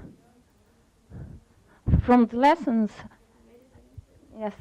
From the lessons, and I will finish my presentation, my discussion by this, that one of the lessons is that we need to choose different allocation mechanisms. Second, that more and more countries use performance-based funding, and we need to do this. And what is also important, guarantee stable funding over the long term. But one of the weaknesses of performance-based funding, that it is often difficult to guarantee this stability. And so taking into account all these lessons by my colleagues from the World Bank and the huge work that they did for the Latvian case, they developed the framework for a funding mechanism in Latvia. This is the main three pillars of public funding, and then they have fourth pillar, tuition fees, that can be supported by need-based scholarship, and also currently introducing loans for education. And in order to guarantee this stability, at least basic funding, there is this basic funding pillar. It can be block mechanism, using block mechanism, or a funding formula using the number of study places, number of professors, and some weights. The second important pillar is this performance-based funding, both for teaching and for research. For example, for teaching in Latvia, they suggest to use these indicators, number of grade years, because the system of education is underfunded, and in Latvian case, they fall behind many European countries in terms of enrollment. Probably we don't need to look at this indicator. But what is important, and I like this in Ukrainian case, is the number of incoming and outgoing students. If one of the main objectives of the education system is internalization, encouraging mobility of students, so the indicator of number of students and professors who go abroad for exchange programs, and number of institutions who welcome these students and professors, it is a very important indicator. And then for research, bibliometric indicator mentioned by colleagues, and then a number of PhDs, and not only number of PhDs, but number of dissertations then in our case, because in Ukraine, what we have a lot of PhDs, but I don't know exact statistics. I know from our department that the share of people, of PhD students, of aspirants, who really defend their dissertations is close to 10-5%.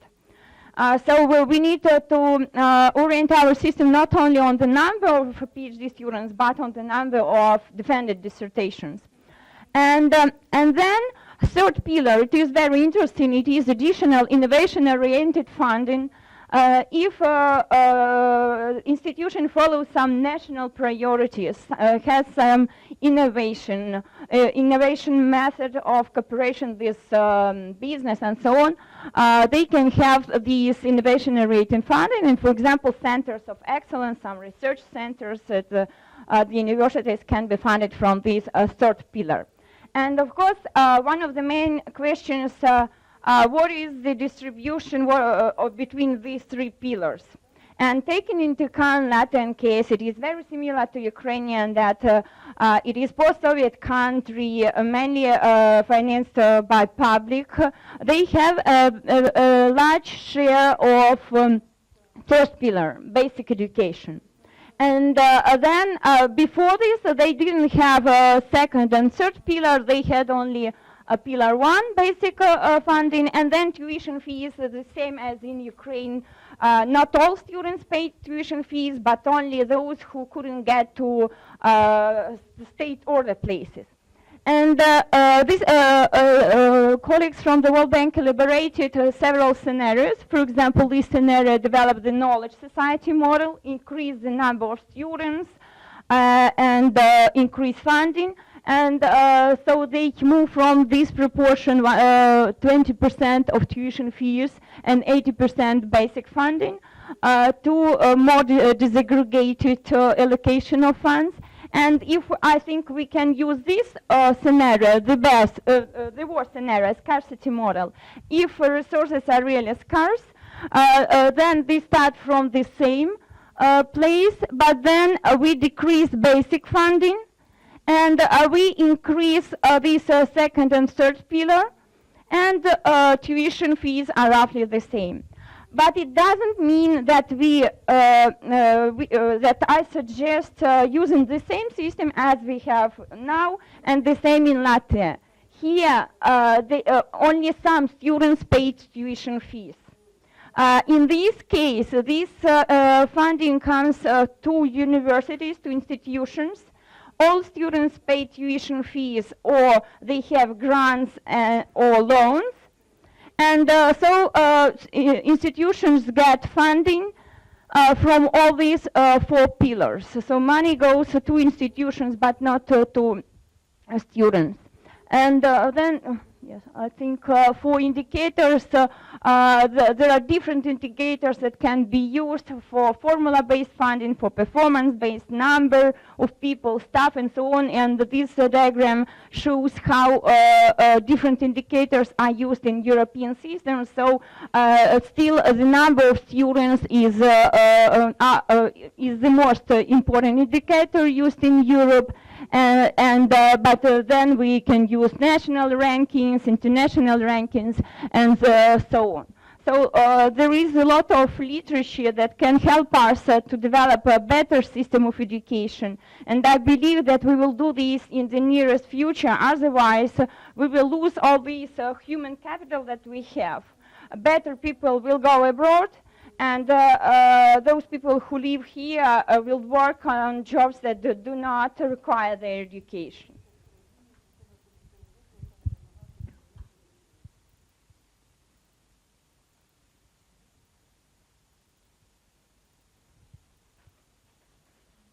The next slide, please.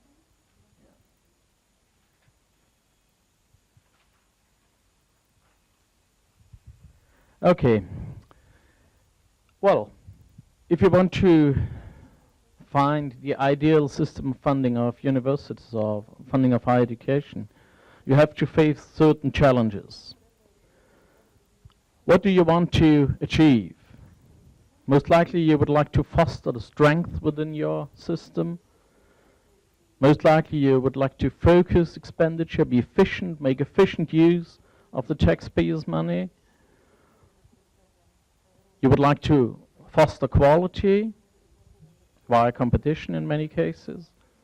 Then of course you need to avoid financial risk for institutions and keep the system stable. You do not want to see higher education institutions go bankrupt. So basically you have a number of challenges, and you can use the funding system as a trigger for the development of your system and for the fostering quality within your system. A very important question in that context that needs to be answered in order to find a suitable system. Do you want a hierarchy of institutions in your country or not? Do you want that? Do you want 1 or 2 or 5 excellent institutions that are, as an institution, are visible in the world, or do you not want that? Do you want all your institutions sort of playing in the same league? So that's a very important question, in my opinion. In Austria, we're actually following a little bit a different way. So we rather try to foster fields of excellence within institutions than the excellence of institutions as such. But that's again an Austrian specialty. A very quick overview on the Austrian funding system according to the rules for the public universities. You can see on this slide we have 3 pillars, and the shares given are average shares, so that you get an impression. We have so-called performance agreements, that's 71% of the overall money. Then we have so-called structural funds, that's 6% at the moment.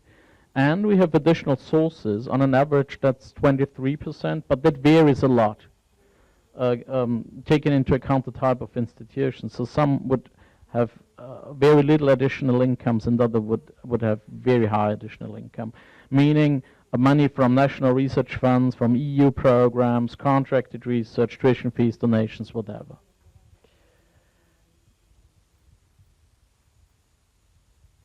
Well, a few words on these 3 pillars.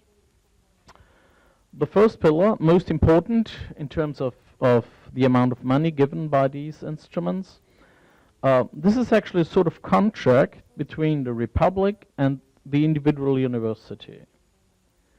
The university receives, based on that performance agreement, a global budget for 3 years.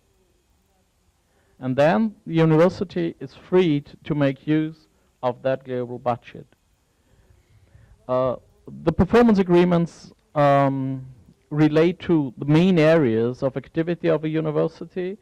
It's about strategic goals and development of the institution. It's about research. It's about teaching programs. What programs is the university about to offer and things like that.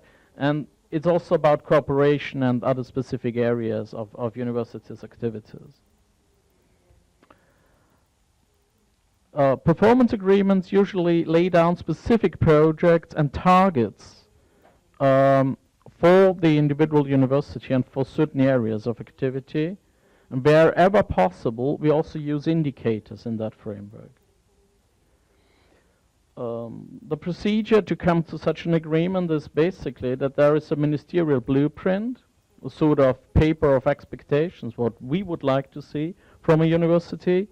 And then the universities come up with their proposals, then there are negotiations, and if there is no solution, then there is also a mediation procedure, but that happens very rarely. And then there is a follow-up procedure, so we have monitoring meetings, reports, and so on. The second pillar of university funding are the structural funds. They are available for the same period as the performance agreements, also 3 years. And there are actually 2 sections. The large majority of the money that comes through structural funds is given based on indicators. On the slide you can see the indicators and the way they have, so I don't go into detail. If you are interested, I can comment on that in detail. And part of the money is given by calls. So the ministry calls for projects, and these in a sort of peer review system then are granted to the universities, and they can receive additional money for certain teaching projects, for research infrastructure, and for administration projects.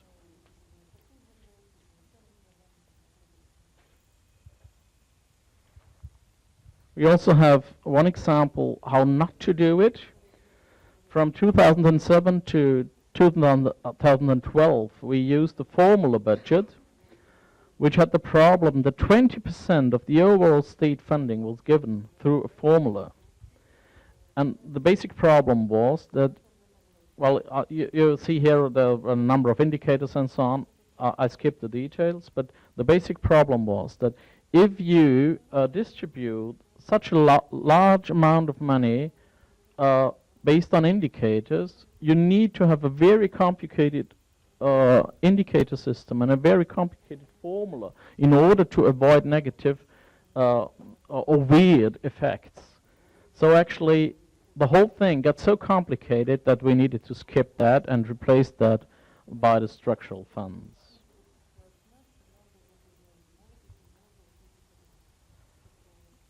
Some final remarks on how to measure performance. There are actually three possible approaches, in my opinion. You can do it contract-based. This is what we basically do in our performance agreements and the monitoring that goes along with these agreements. So you would have certain projects and would have a monitoring system, and you would check whether certain targets are met or are not met. In Austria, we have a sort of traffic light system, so that we could easily check whether a university fulfills certain targets. That would be green light, or is on the way, that would be yellow, or if it's not able to fulfill these targets or implement certain projects, that would be red light. So it's a very simple sort of controlling, of monitoring of what the university does based on the agreements we have made. Then the second approach is indicator-based.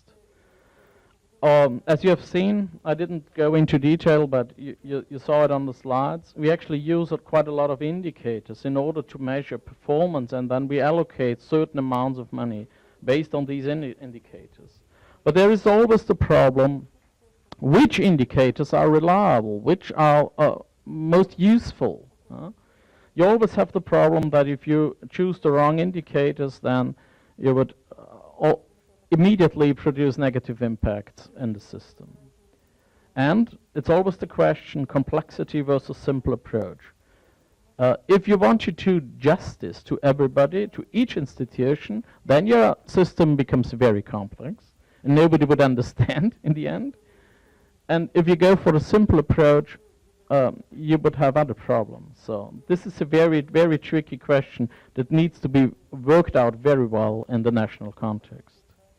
And then, of course, you can measure performance if you look at certain projects and have competition for a certain amount of money based on individual projects that are given under peer review. Final statement from my perspective.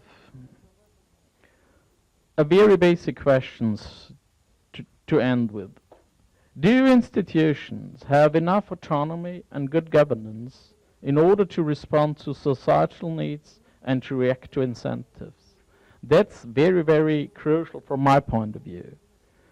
If governance of institutions is not working, it actually, in my opinion, doesn't make any difference what sort of funding system you have. You would never ever get a suitable outcome that would be worthwhile the taxpayers' money. You need to put institutions in a situation where they can actually react to the demand, to the challenges you want them to face. Thank you. Thank you so much for the questions raised. Okay, I believe in answering the questions on my side. I shall start with presenting the vision that has been developed by the ministry as to how do we change the funding mechanism in Ukrainian universities. That is probably the first public presentation of the idea, so that will be very, well, it's still open for discussion, but that is just to give an understanding as to what we are working on and what is the ministerial understanding of how we should change the system. Because clearly, this has been much debated both here in these rooms and in many other rooms all over the country. We need to change the funding system as it is now.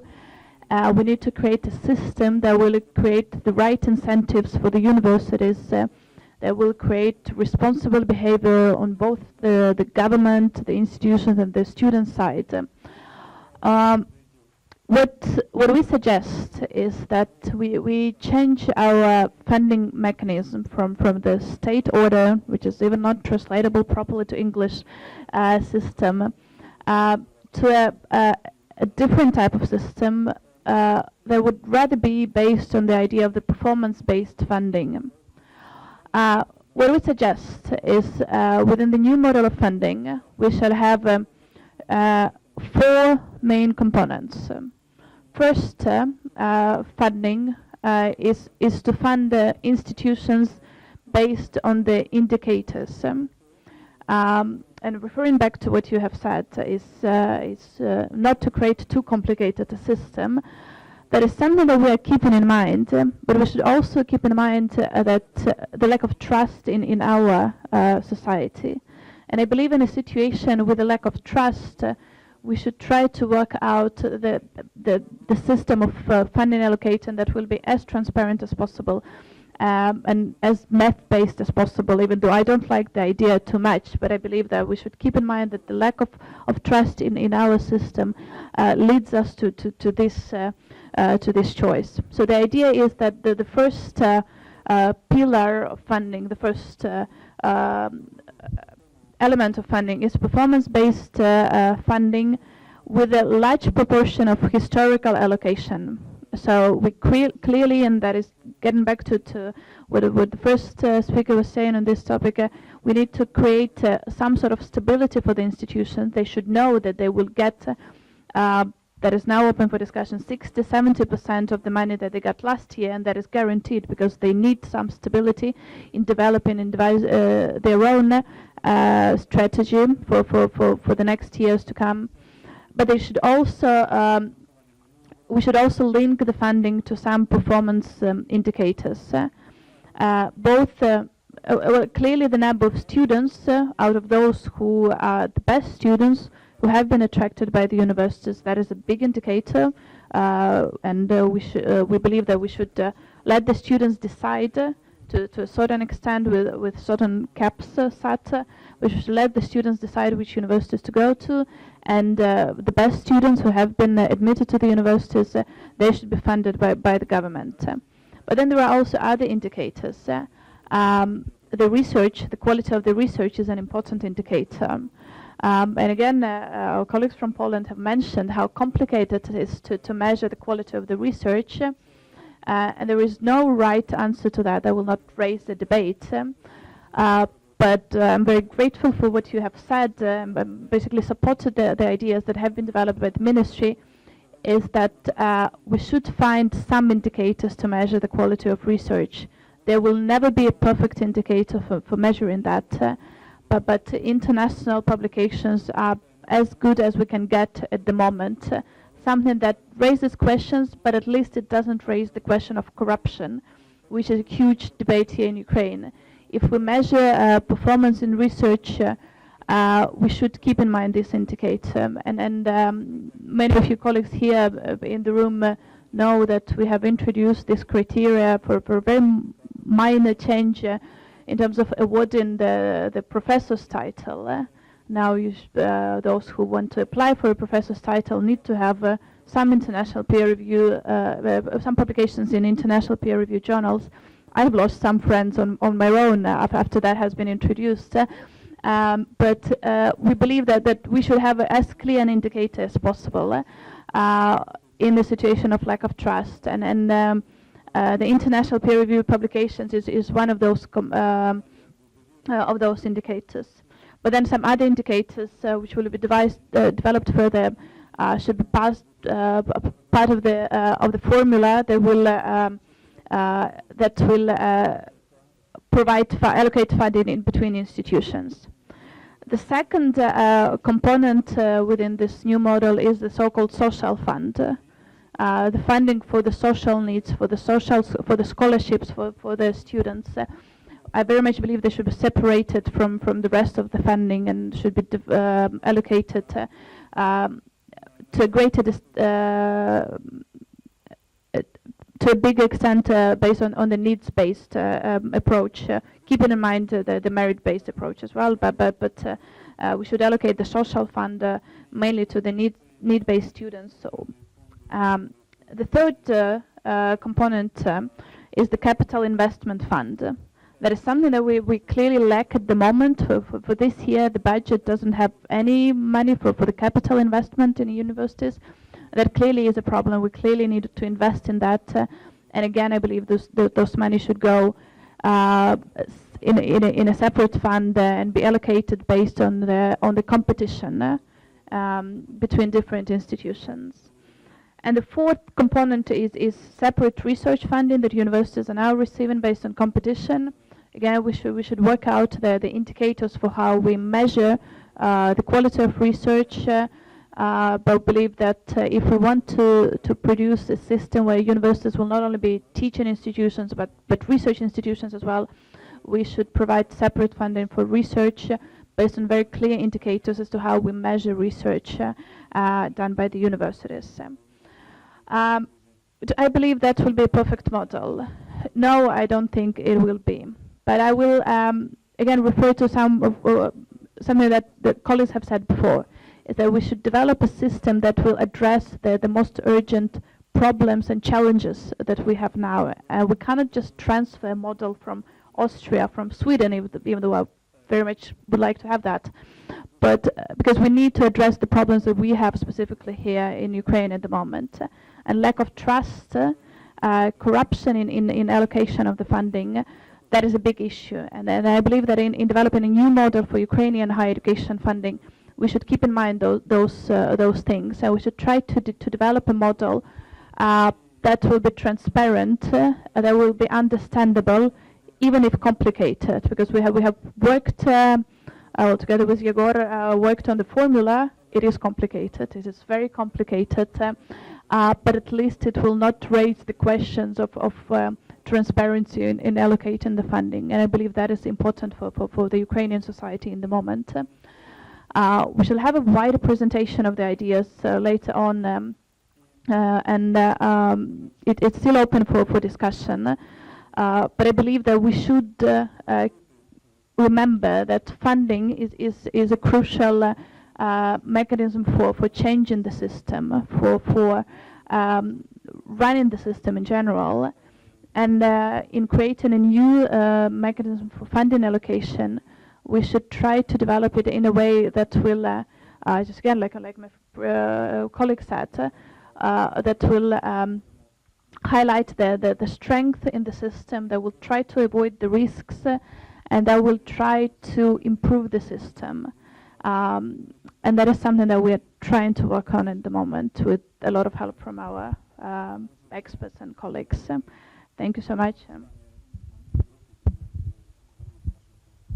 I think I'm going to be very short because I repeat a certain amount of things that have been already said. Indeed, kind of given that trust in Ukraine is so low, kind of this is a 2015 survey which shows that like 9% of Ukrainians trust the government of Ukraine. Given that indeed the corruption is so rampant, Ukraine ranks 130th in the Transparency International Index, then kind of there's only one solution. You have to have rules. There is no alternative. If you don't do it based on competition, what is the criteria that you're going to use? So rules are needed rather than discretion, so you have to have transparent rules. If you want to build in some discretion, then it has to be very transparent. And so even the block grants should be allocated competitively is what I think. Kind of course, one of the drawbacks is that whenever you use all these indicators, they are imperfect. And there is very little research on that, kind of what kind of effects can this have. But there is one very interesting study by Kane and Steger who looks at kind of introducing competition or based on the school results of students among schools. So what was the effect there? And basically their conclusion is, yes, kind of all these indicators are imperfect. But even if these indicators are imperfect and they cost some money to develop, if you're able to change the system a little bit, even if you improve the performance of the system a very, very tiny little bit, this will kind of have such a high payback that it's obviously worth to do it. And I think that's where I think we have to go to here too. Indeed, kind of there are we need rules. These rules will be imperfect, but if these imperfect rules will help you to improve the system just a little bit, the payoff will be huge. So there is no alternative there. So I think we have already agreed pretty much in this panel that given the low level of trust, we will need some kind of transparent formula system to distribute the funds. Now, the question remains what indicators you should use and how the formula should be built. And this, I think, depends on what you want to achieve with the formula. What kind of change would you like to stimulate in the higher education system? In Poland, for example, right now, you would want to do at least 3 things. You would want to limit the public expenditure to a reasonable number of students. We have already discovered this is also the case in Ukraine. You would want to promote competition among institutions, and you would want to encourage differentiation among institutions. Because in Poland, we have a problem that is also in other countries called academic drift. So every institution wants to be in Oxford. Every institution wants to teach sociology and international relations theory and physics and God knows what. Usually the social science because it's easier to teach. Well, that's wrong because many students are not interested in that. Most students are not interested in that. And the system should be producing people who are also able to massage your back when it's broken and fix your computer when it's broken and run your office more efficiently. So the system should be more clearly differentiated into honestly academic institutions and more vocational institutions. And this is very hard to do administratively. It's very hard to tell an institution, you will be vocational, don't aspire to anything else, and you can be academic, because it hurts people's feelings. So what you need to do is you need to create a system where they will choose to be a vocational institution, supposedly by their own will. And here is an example of a system that I have developed as an idea only, that maybe can fulfill those 3 functions. So there are 3 graphs. And the idea of the green line represents the research institutions, the blue line, the more academic, mainstream academic institutions, and the yellow line, the vocational institutions. And what this line means is that on the vertical axis, you have the level of funding that you will get for each student in the formula, the coefficient that the student has in the formula. And on the horizontal axis, you have the school leaving result of that student, the percentile in which that student is in the system. So you see, for example, can I have the clicker? So if you're a research-intensive institution, so you are on the, how to highlight? Well, you're on the green line anyway, right? So, so you compete. You press here? Red. Okay, so you compete for the high-quality students, those who are close to 100% on their grade. If you can get a lot of them, you'll get more funding. If you can get less of them, you'll get less funding. There's a level at which accepting a student with very poor grades into the academic program gives you so little in the formula that it's no worth anymore to accept that person. So that means that kind of prevents massification in the most academically demanding programs. Now you are, let's say you are a practical oriented institution in some little town somewhere in provincial Poland. You are not likely to attract the most academically talented students. So instead of competing for them here, where you are not likely to get them, you might want to choose to have the less academically driven students and still get enough money for them. But to do that, you have to choose to be on this line, right? So you have to say, I'm going to be a vocational institution, so I will follow this line and not this line. But this means, for example, that there will be a set of regulations that you also have to follow. So if you choose to be on this line, that's fine. But then let's say you need to employ a number of people from the businesses in your program so that your programs are realistic from the point of view of the job market and so on. So this is one example. Now, this point has been made by the minister that we need to make a compromise between trusting the students to choose the degrees wisely and the state deciding for them. I think one possibility for a compromise is try to steer the system a little bit, but only within wide categories. So you can decide, for example, that, which is true in Poland also, that there are too many students, let's say, studying to be teachers. There's no demand for teachers. There's no reason why the state should fund so many places for teaching. But there is, for example, too few students studying mathematics and natural science. So you can increase the number of places available in natural science and diminish drastically the number of places available in pedagogy, which will create an incentive for more students to choose mathematics than to choose education. But the decision whether to study mathematics or physics, well, that should be the student's decision, maybe. And the other way to find the compromise is to include some performance measures into the formula, so it's not just student numbers. And here you have to be careful about what Herbert said, not too many indicators, because if you have too many indicators, it becomes so complicated that no institution can simulate what's worth for them to do. Because, you know, a change on some indicator, even a large one, if it's one of 10 indicators, this will affect your final score so little that it's not worth to change your behavior. So few indicators, and now what kind of indicators? Well, it has been mentioned that you can have input indicators, so measures related to the process of teaching, and output indicators, so measures related to the success of students in various ways. I would not completely forget about the input measures. You just have to think about them intelligently. So it's not, for example, the number of professors with a title, because sometimes it's too easy to get a title. But it's, for example, the share of classes in your program that is below 15 students. Because if it turns out that you teach all your students in such a method that they sit in a stadium, you know, listening for 20 hours, that's not going to most likely lead to high quality. But if you have a lot of seminars, that's more likely to have more quality. So you can try to introduce measures like that. And of course then, and that's my final point, you can try to think about output measures, measures of success. And here I just want to mention one idea that we have also been developing in Poland, in which I was involved, which is to devise a system to track the success of students in the labor market. Traditionally, we have asked institutions to do that. So they give surveys, they ask students how it's going, and so on. This does not go very far, first of all, because the institutions don't have the skills to do that. You know, it's a social science. You have to know how to do it. And if you're at the metallurgy institute, you don't know how to do it.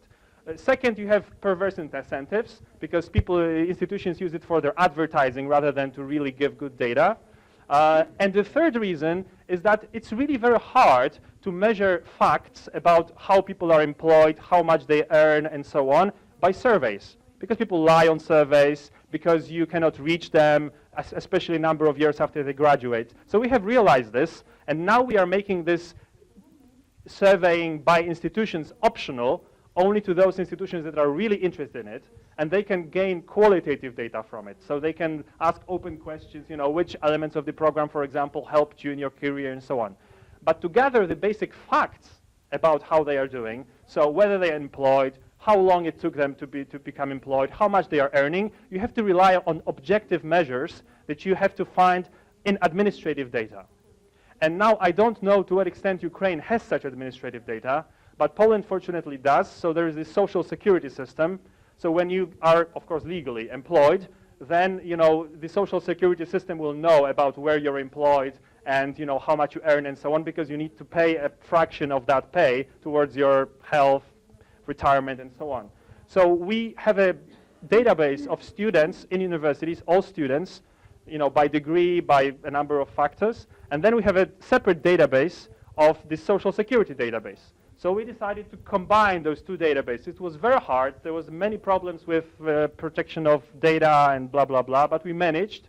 So now you can see that, for example, graduates of a given university, you know, are employed on average 3 months after graduation, and graduates of another university are employed, you know, 10 months after graduation. And of course, you have to be careful that you compare the right things. So it makes no sense to say that, for example, you know, graduates in IT from Warsaw University earn, whatever, 3,000 euros, and graduates in art from something else earn 500, because these are not comparable. So you have to compare the right things.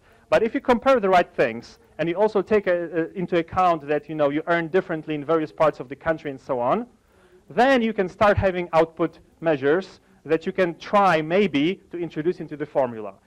However, one last thing has to be remembered, that the results of the students in the labor market is not only due to the quality of the education. It's also, and maybe even more, due to their own personal quality.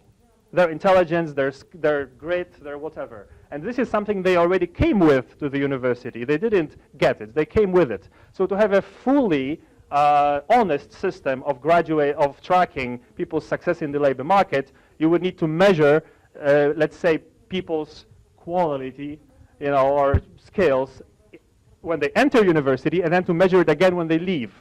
So it's the value added. You see how much Warsaw University added to their skills, because maybe they had the best students from the beginning anyway, so it's not strange that they earned better. And this is even more difficult because then you have to add a third database. You need to add, for example, a database about students' high school leaving scores. It's very complicated. We haven't even done this yet. We will do this in the next stage. So it's an open question whether you can do it in Ukraine. But if you could, then you would certainly be in the vanguard of Europe. And then you would have a system that would provide an interesting output indicator. Thank you.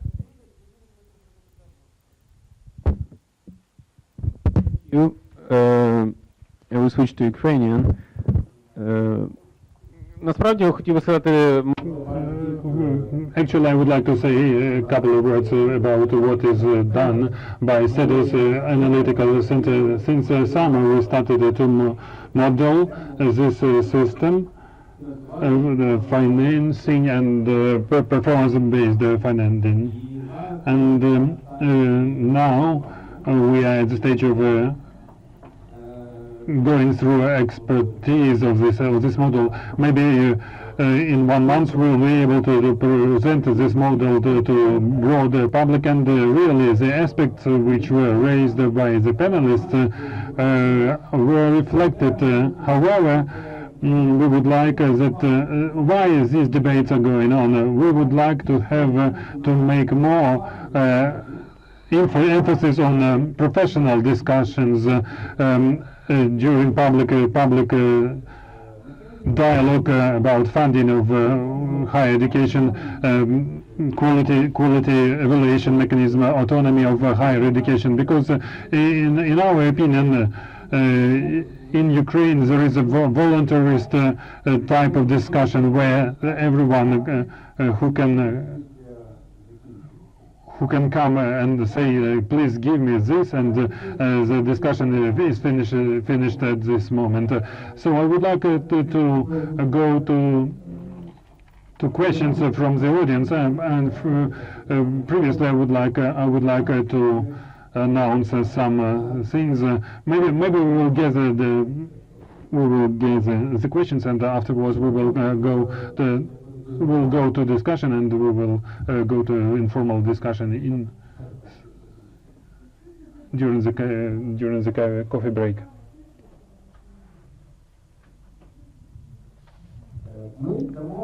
We will give the right to express yourself but I would like to make it questions to let the panelists answer them. Please present your opinions, but you need to take into account that people would like maybe to hear the answers. Of course, please.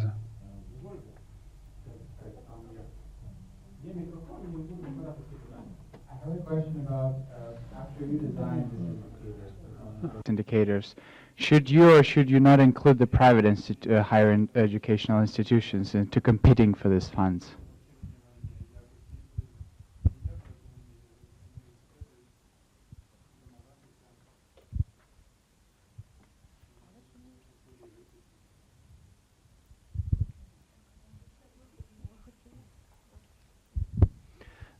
Запитання до Міністерства освіти і науки. The question to the Minister of Education and Science. I'm from the team of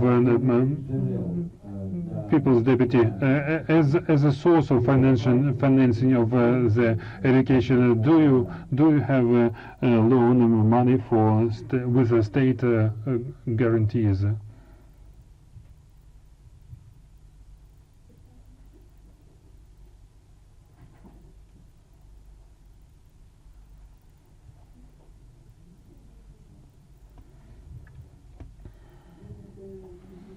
I have also a question to the Ministry. The Institute of Higher Education, because of the emphasis today on the research and the quality of research and criteria of evaluation. Does the ministry plan any events to involve our researchers to the databases? There is a paradoxical situation where the researchers need to be published in Scopus, but they don't have free access to the database and doesn't have a possibility to read the articles and statistics of Scopus. Does the ministry envisage any solution for our connection to international databases? I'm Kalinyuk Irina, the doctor of economics, professor. During all my scientific life, I'm working on the educational problems. A very interesting discussion today, but it would be very interesting not to listen to the panelists, but to be able to present our opinions and our achievements in the science. So if you allow, I would take a couple of minutes to say about what is happening. So of course public and private funding should be combined, and every country should decide it for itself. As the Nordic countries, Germany and France, they accept private funding, and it's very important that this measure should be performance oriented. It was very correct what was said, but if we look at this point from the position of every institution, this institution does not know how much money it will get, because everything is decided by personal contacts or by the number of students. Of course, it's not normal, and an education institution should be feeling stability, which was said that 70%, as was said, of the previous funding, and the other money should depend on the categories of programs or social programs or results on the scientific research. As for me, I cannot understand how the ministry is able to envisage everything, take into account the efficiency of treasury. How can we invite a foreign professor to employ him or her? It's not possible to do within the legislation framework in this country, and it's not possible for the ministry, and for the principal it's not possible either, because there is no legislation framework. So it would be very good if it is solved, but if the ministry does it, it will be very, very fantastic. Thank you.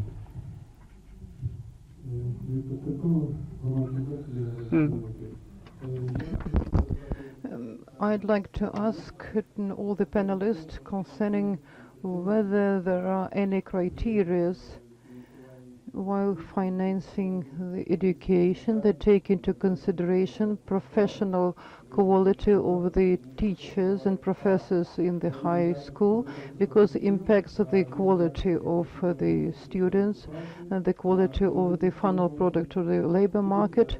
And me personally, I am engaged in project offices and project management development.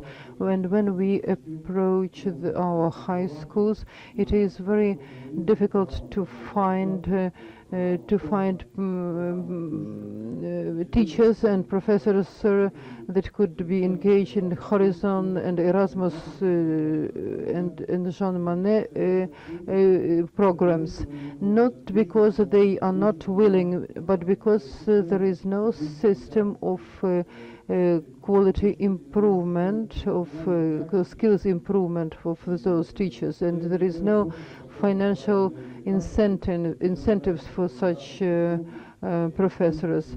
Some topics sent to certain universities and chairs, and they work very in a very closed environment. Could you provide the examples of dealing with these problems in your country, please? Thank you.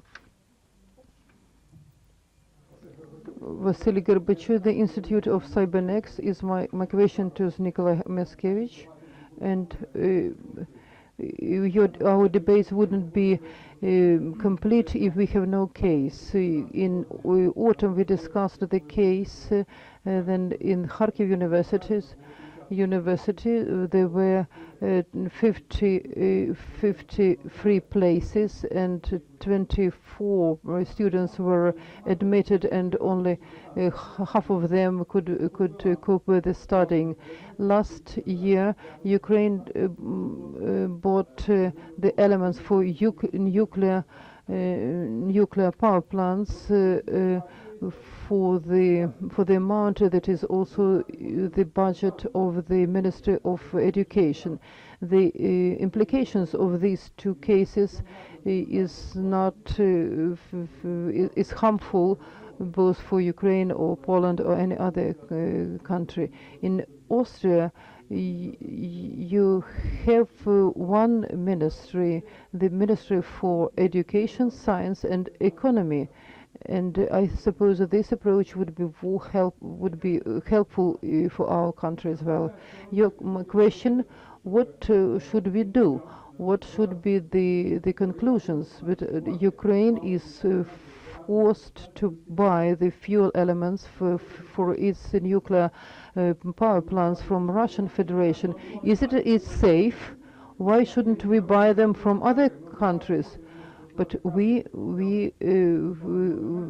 cannot. The production of such elements is very costly, and we cannot afford even to prepare the specialists for the production of those elements, even though we have polytechnical institutions and faculties. Could you make your question more narrow, please?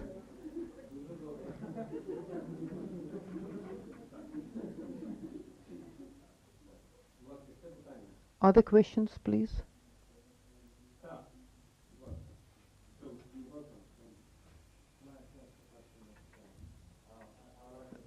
Я хотів би відповісти на запитання про I don't know the right answer. I'll just give you what it's like in Poland. Basically, private higher education institutions, also research institutions, are entitled to apply for the research funding. They obviously means basically that they have to undergo the evaluation procedure,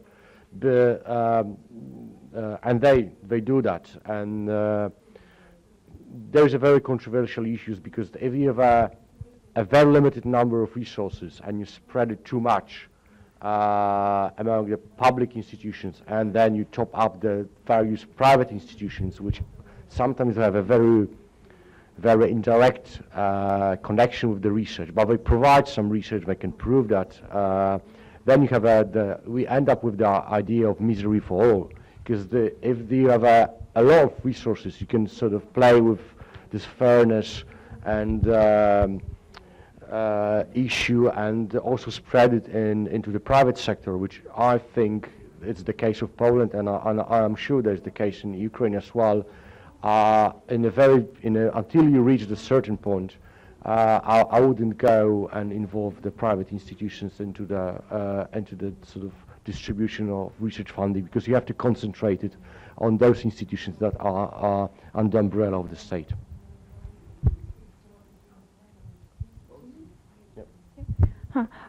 Я відповім на запитання про I will answer the question concerning the criteria on competencies.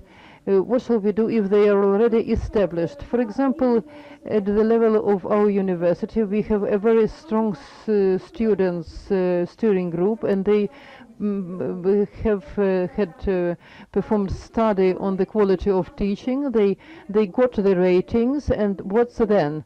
We saw those ratings. we have to connect the system of teaching quality to the legal current legal framework, whether we are entitled to dismiss those teachers that have low rates. It is really important to establish the criteria, but what shall we do after we have them? Whether it is impossible to have the base salary, and the part of the salary should be based on the results of the study, on the rates. So in this case, the teachers, the university teachers who have low rates could be in a worse position. I'm a university teacher myself, and unless I was sent to Prague through search program, we had no program at all in Ukraine. When I was I was offered to choose the program, and I chosen macroeconomic forecasting, and I got the certificate that I have already passed this program and got 108 hours of macroeconomic forecasting. Somebody got those money for teaching me. I would like to be trained, but I had no training. It is very nice, very beautiful. It is even better, even nicer than the diploma of my PhD diploma. So it is the question is how all our nice ideas are implemented into practice.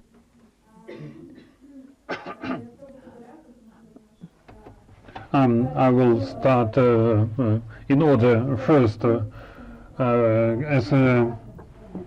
as for funding for private institutions. Everyone present here remembers that the new higher education law allows to fund private institutions from the state. One thing is to put it into the law, but there is a budget code and a tax code, as there are treasury rules which are blocking, in fact, everything, and do not allow to distribute this money efficiently. Secondly, how much money and on which grounds and to allocate and to whom, it's a more important question, because if we answer this second question, we will be able to start solving the other issues which are technically less difficult. But first of all, we need to understand to whom and on what grounds we allocate money. And the amendments to legislation which are already created and will be presented to public in some short time. It is proposed to provide money to private institutions only by one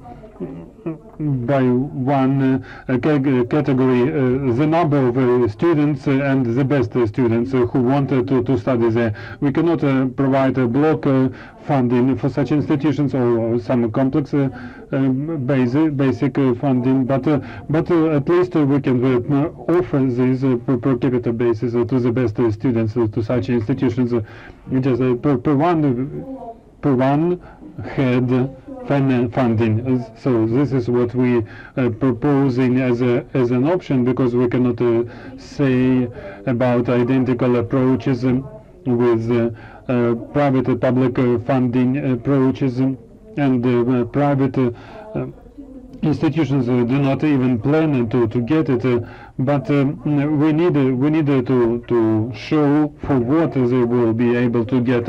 Our vision is today per capita the best students will be able to be refunded in the private institutions. Secondly is the loan money with state guarantees. One of the variants to support the students which need social help is a provision of loans with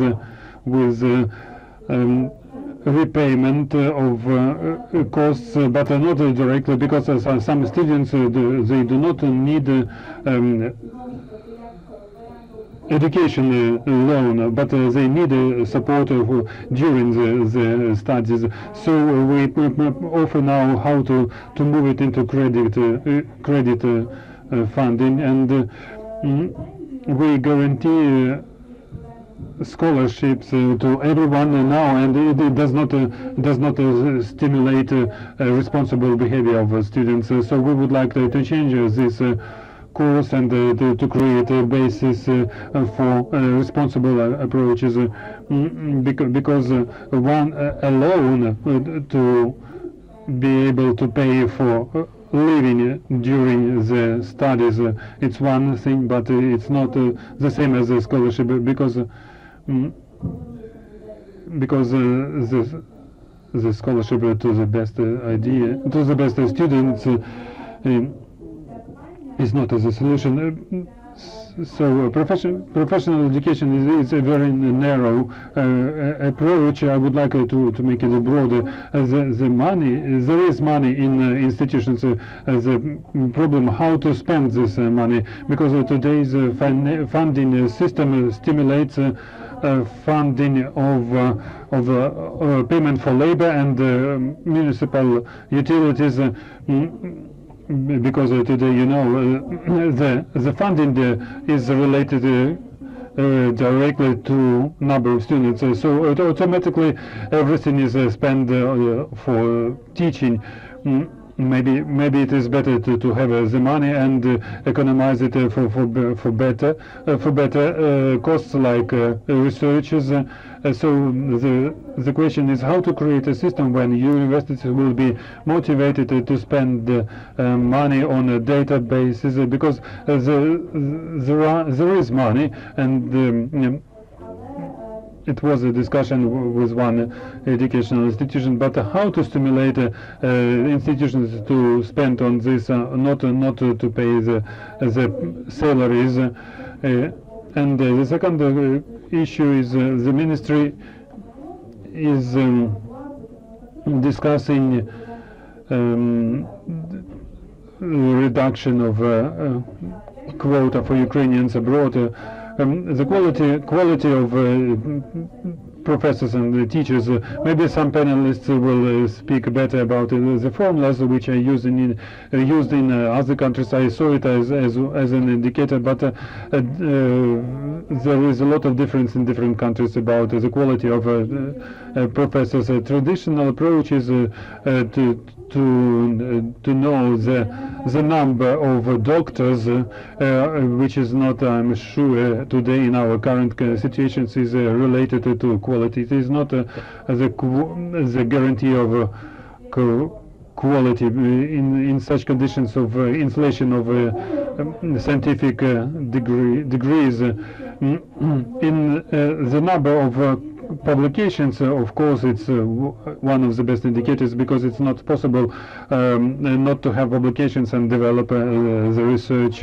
One of the best indicators, but it is very difficult to put it very clearly in lines, because as Polish colleagues said, because there are different approaches in, for example, in social sciences and engineering. It is different and approaches are very difficult to formulate. So it polls among the students about the quality of the professor. So it gives some idea about the quality of a professor, but not so 100%, but it's just an indicator. And I would like to have the ideas from other colleagues, but we need to look for the most understandable and clear way for Ukrainian situation. Well, I actually disagree with about the private institutions. I think if you create a system where you have very strong conditions, very strict conditions for some elite institutions, then I don't see a reason why private institutions should not be allowed to compete in that league. Of course, in Poland, as in Ukraine, most of the private institutions are just selling diplomas. So you cannot have them all in the system. In Poland, maybe 3, 5 institutions are worthy of real competition, the private ones, with the public ones. But there are also lots of very poor public ones. So create very strong conditions, and then they can let them be there. And why I'm saying that is that I emphasize once again, we have been talking here all the time about the general system, the overall system, and about measuring and indicators and so on. But this will be in vain. This will not work if there is not excellence that is worth measuring. If there are no people who actually exhibit the excellency that can be rewarded. Because, for example, we can imagine that internationalization is a nice measure, yeah, being exposed to international experiences. But if, let's say, only 3% of people in higher education have that experience, then it's something that is not really worth measuring. You have to protect and invest in those pockets of excellence that you already have and encourage new ones to appear. So how to do that? That relates to the issue of the quality of teaching staff. Not before, but concurrently, at the same time as you think about measuring them, think about how to multiply and strengthen teaching excellence, and which is related to research excellence. One thing I would like to say in this context is PhD programs. It's a big problem in Poland. The number of people studying to be PhDs has skyrocketed even faster than the number of students in master's and bachelor's programs. This has no justification.